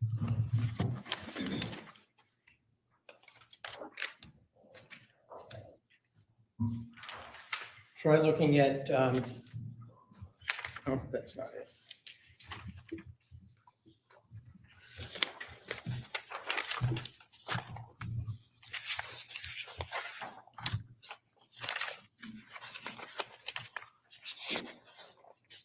Yes, it's a sponge. It was removed from a sponge. 12, right, I think, is your report. For 88-1, 1S2. 881-1S2-01. Yeah. Yeah, it came from a green and yellow sponge, Yes. correct? And that was the one found inside one of the black garbage bags, correct? Yes, I believe 88 was a black garbage bag. And it was found, if, I don't know if your notes indicate this, but there's been testimony, it's found by the latent print examiner, the fingerprint individual who testified inside one of those bags. I'm not aware of the latent print finding. Okay. But in any event, you did the hair analysis using the mitochondrial DNA to make a determination, correct? Yes, I did mitochondrial DNA testing and developed a sequence, yes. You don't know how that hair got on that scrub green and yellow sponge, do you? I do not know. But you indicated that Pavel Gumieni could not be excluded from being the source of that DNA, correct? Or anybody in his maternal line, yes. Which means, when you say it could have been his mother, Yep, mother, siblings, siblings. children. Not his Well, children, sorry, not what'd you his say? children. Nope, his mother or his siblings, yes. Right, couldn't be his child because No, it's he's coming mi- from his side of the family. It Yes. would only be from the mother's side of the family, right? Correct, yes. Okay.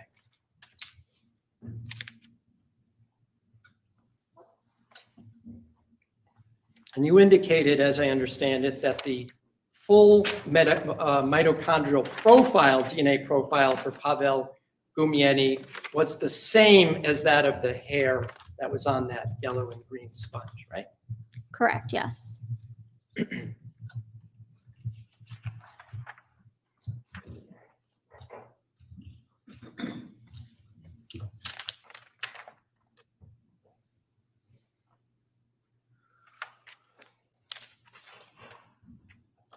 I want to ask you just a couple of questions about the blouse and the other item, the bra that was examined, the DNA that you extracted from that particular item or those two items. You indicated, did you not, that there was a mixture of two contributors, correct? Which item are you referring to? The blouse, the striped blouse. 41, 1S1? Yeah. Yes, 2 contributors. One of them you identified as being consistent with actually full included the source being the person we know to be Jennifer Dulos, correct? Yes, the toothbrush cannot be eliminated. Cannot be eliminated as the source. But yes, but with 100 billion times more likely as the statistic. Right. And the same thing with the other item of clothing, the brassiere. What number item is that? So right around that same number, I don't know, 40, 41 2S1? yes.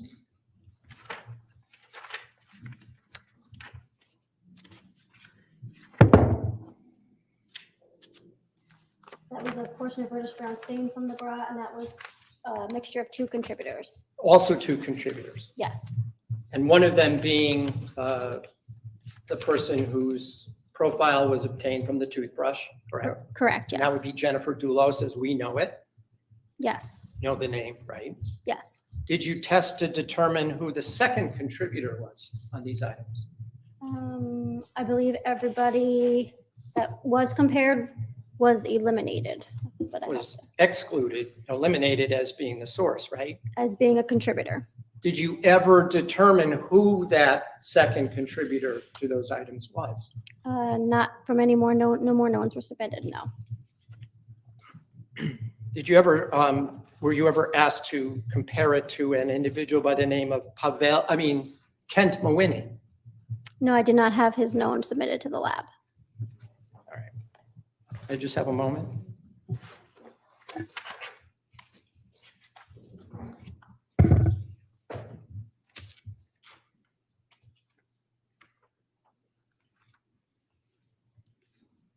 I have nothing further. Thank you. Redirect, please.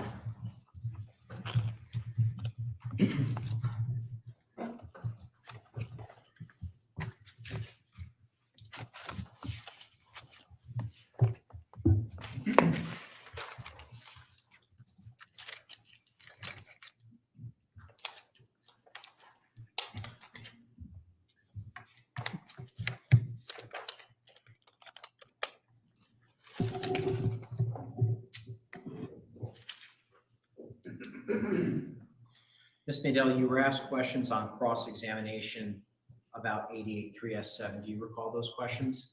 Yes. So just to recap, there were two different statistics or analysis that you did with respect to the defendant's known DNAs, one under the previous DNA kit and one under the more recent DNA kit. Is that correct? Yes, there was 2 different reports with 2 different comparisons. Yes. And both statistics are valid. Is that correct? Correct. Yes. So it is 780,000 times more likely that the defendant was a contributor on the bag that had Jennifer Dulos's DNA and duct tape. Is that correct? Objection. First of all, this is leading. Second of all, it's misstatement of what her Well, findings well, are regarding likelihood The ratio. court understands the findings to be in this form. Assuming a certain number of contributors, it is then X times more likely to have originated from a certain source of the profile, generated from a certain swab, and one unknown individual, then from 2 unknown individuals. That's the form of the testimony. And the court is going to sustain the objection because the form, as explained by Ms. Madell, was not quoted or followed. Yes, Judge, I'll rephrase. With respect to 88-3S7, it was your conclusion that that profile was consistent with 4 contributors, correct? Yes. And it is 780,000 times more likely that the defendant was a contributor to that particular profile with 3 unknown individuals as opposed to 4 unknown individuals. Is that correct?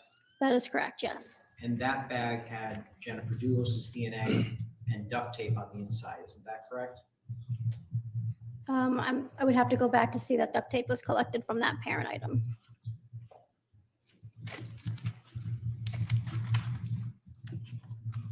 I would direct you to 88-3S4. Exposed sticky sides of duct tape.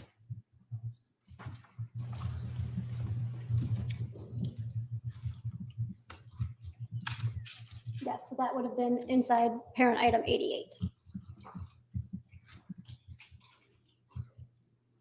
And Jennifer Dulos was also assuming 2 contributors, 100 billion times more likely to be a contributor to that exposed sticky side of duct tape, correct? Your Honor, this is absolute leading. The witness already testified. We don't need Mr.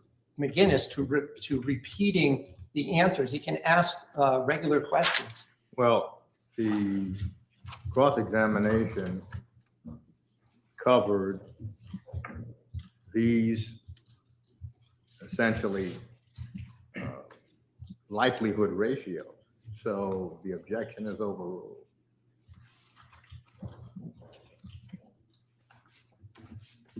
Ms. Madell, do you remember the question? 88-3S4, you wanted to know that the toothbrush was 100 billion times more likely. Yeah, and actually I'll use Mr. Schoenhorn's phrase. The toothbrush is really the person we know to be Jennifer Dulos. Correct, yes, that's what we're using for. Okay. And what were the results with respect to 88-3S4, those exposed sticky sides of duct tape?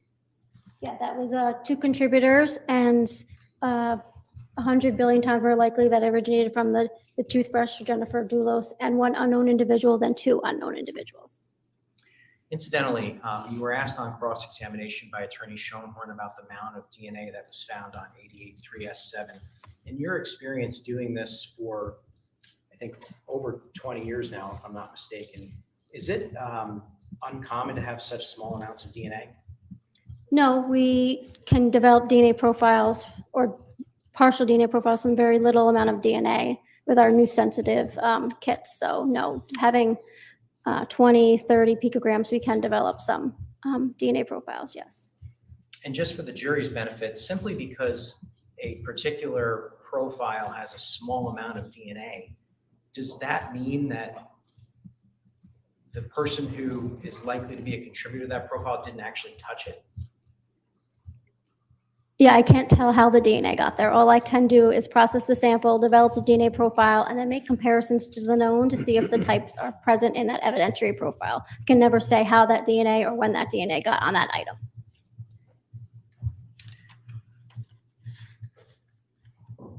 You were asked about 88-1,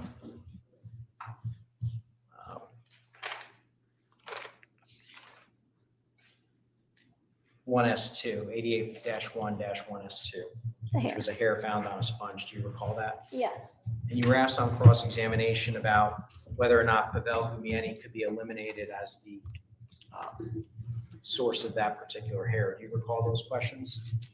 My conclusion is that he cannot be excluded as being the source or someone in his maternal line. I want you to assume that someone had cleaned Mr. Gumieni's vehicle with that sponge.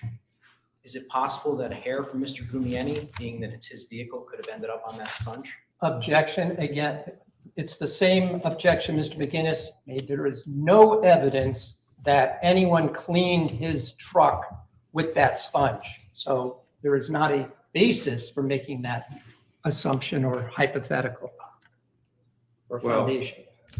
Of course, the court has to determine which facts bear a true and fair relationship to each other. And then it has to determine whether the additional facts are appropriate for the hypothetical. So at this point, based on that question, even though there is no evidence that that sponge was used to clean the door panel or any other area of the Tacoma, the hypothetical is fair, overruled. Yes, it's known that you shed hairs constantly. So if you are driving around your car, it's likely that you're going to shed some hairs into your own car. And then if you are wiping something down, you'd pick that up onto that sponge or a towel or whatever you're wiping it with. And I just had a chance to review the results briefly, and so this isn't an entirely fair question, but with the exception of that hair, which we just talked about, isn't it true that Mr. Gumieni was eliminated from every single profile from items recovered in Hartford? Again, I'm going to object to the leading nature of the question, and I thought there were some inconclusive, so it's an improper No, question. the court is not certain that this witness knows what items were recovered from Hartford, because this witness only knows what is in essentially the transmittal from biology. So the court will sustain the objection, but allow you to rephrase the question. Earlier, I was reading a stipulation out loud with respect to where certain items were seized. You'll recall that. Yes.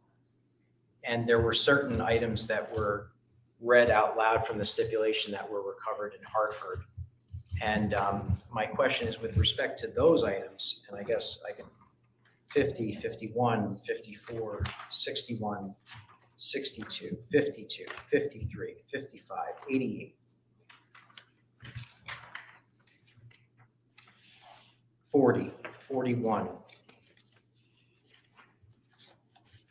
96, although no profiles were developed on 96. But for the items that you were able to develop profiles on, isn't it true that Mr. Gumiani was eliminated from every single profile?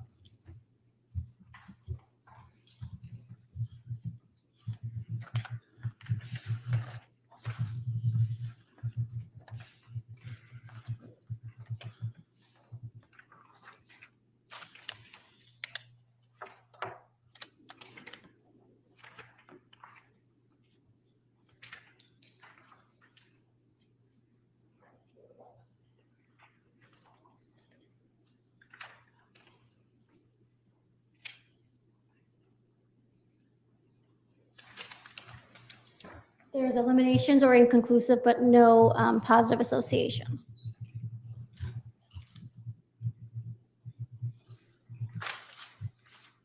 And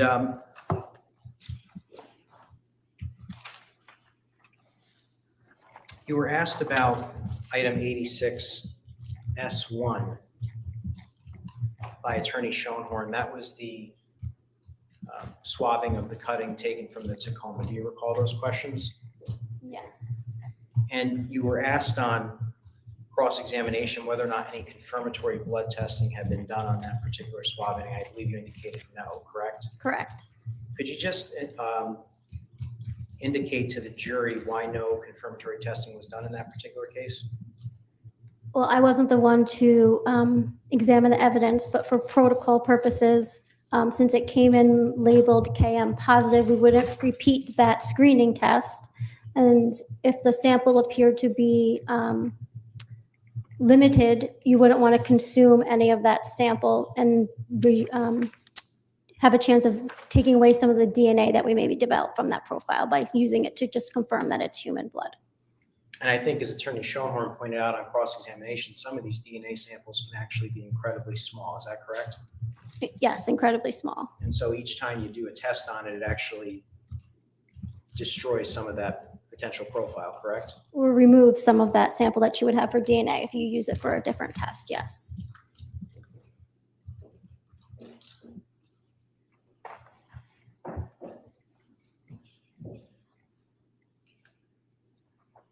If I could just have a moment, Judge. Yes.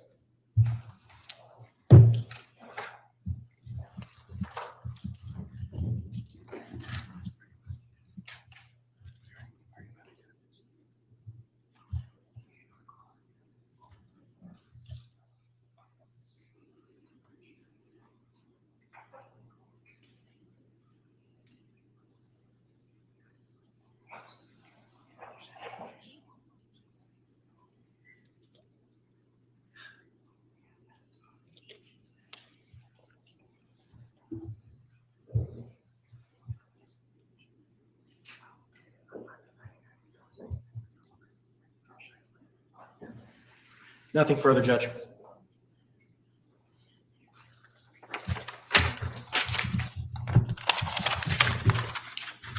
Whether the likelihood ratio was 250,000 to 1 on the retest in 2023 or 780,000 to 1, assuming 4 contributors, you're still talking about the same 3 human cells, correct? Approximately 3 cells from the amount of DNA that I amplified, yes.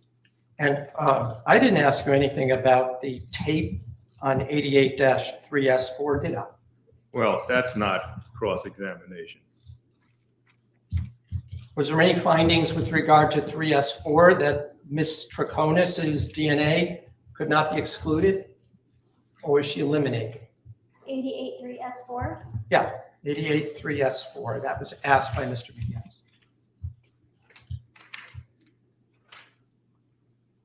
Michelle Troconis is eliminated as a contributor to that profile. And you were asked a question about whether or not Mr. Gumiani's DNA was eliminated from, at least from all other Hartford-based searches. Do you remember that question that he just asked you? Yes.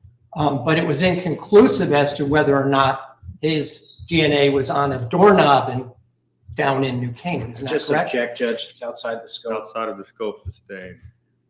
No further questions. Maydell, you may step down.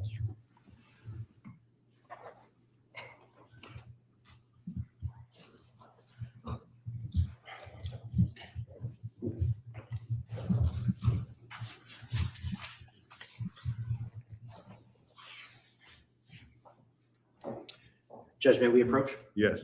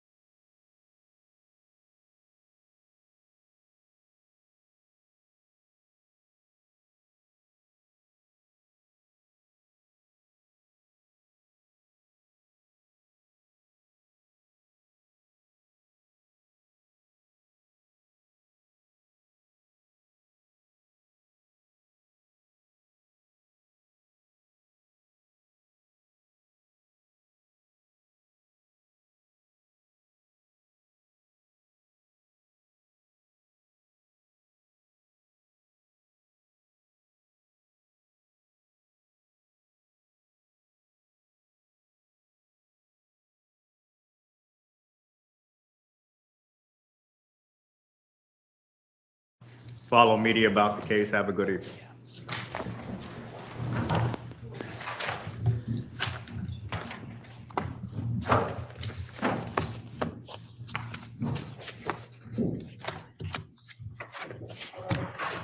All rise.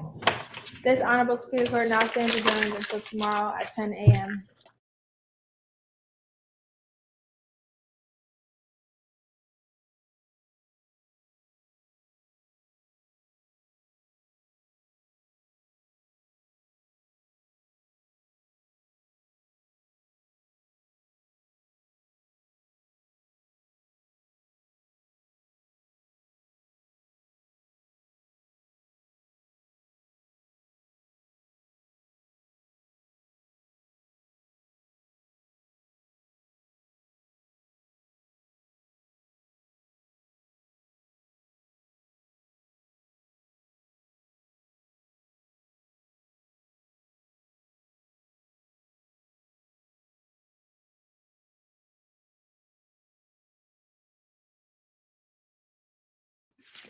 All right, everyone. Thank you for hanging out with us today. It was an early day today. We are done for the day. We'll be back here tomorrow morning at 10 a.m. Eastern time. I do want to say thank you to all of our mods. Thank you to Space Coast. Thank you to everyone here at STS Nation for hanging out with us. I also want to remind everyone that Joel does have a show tonight at 5 p.m. Eastern time. Again, that's on the main channel, 5 p.m. Eastern time. Thank you so much, everyone.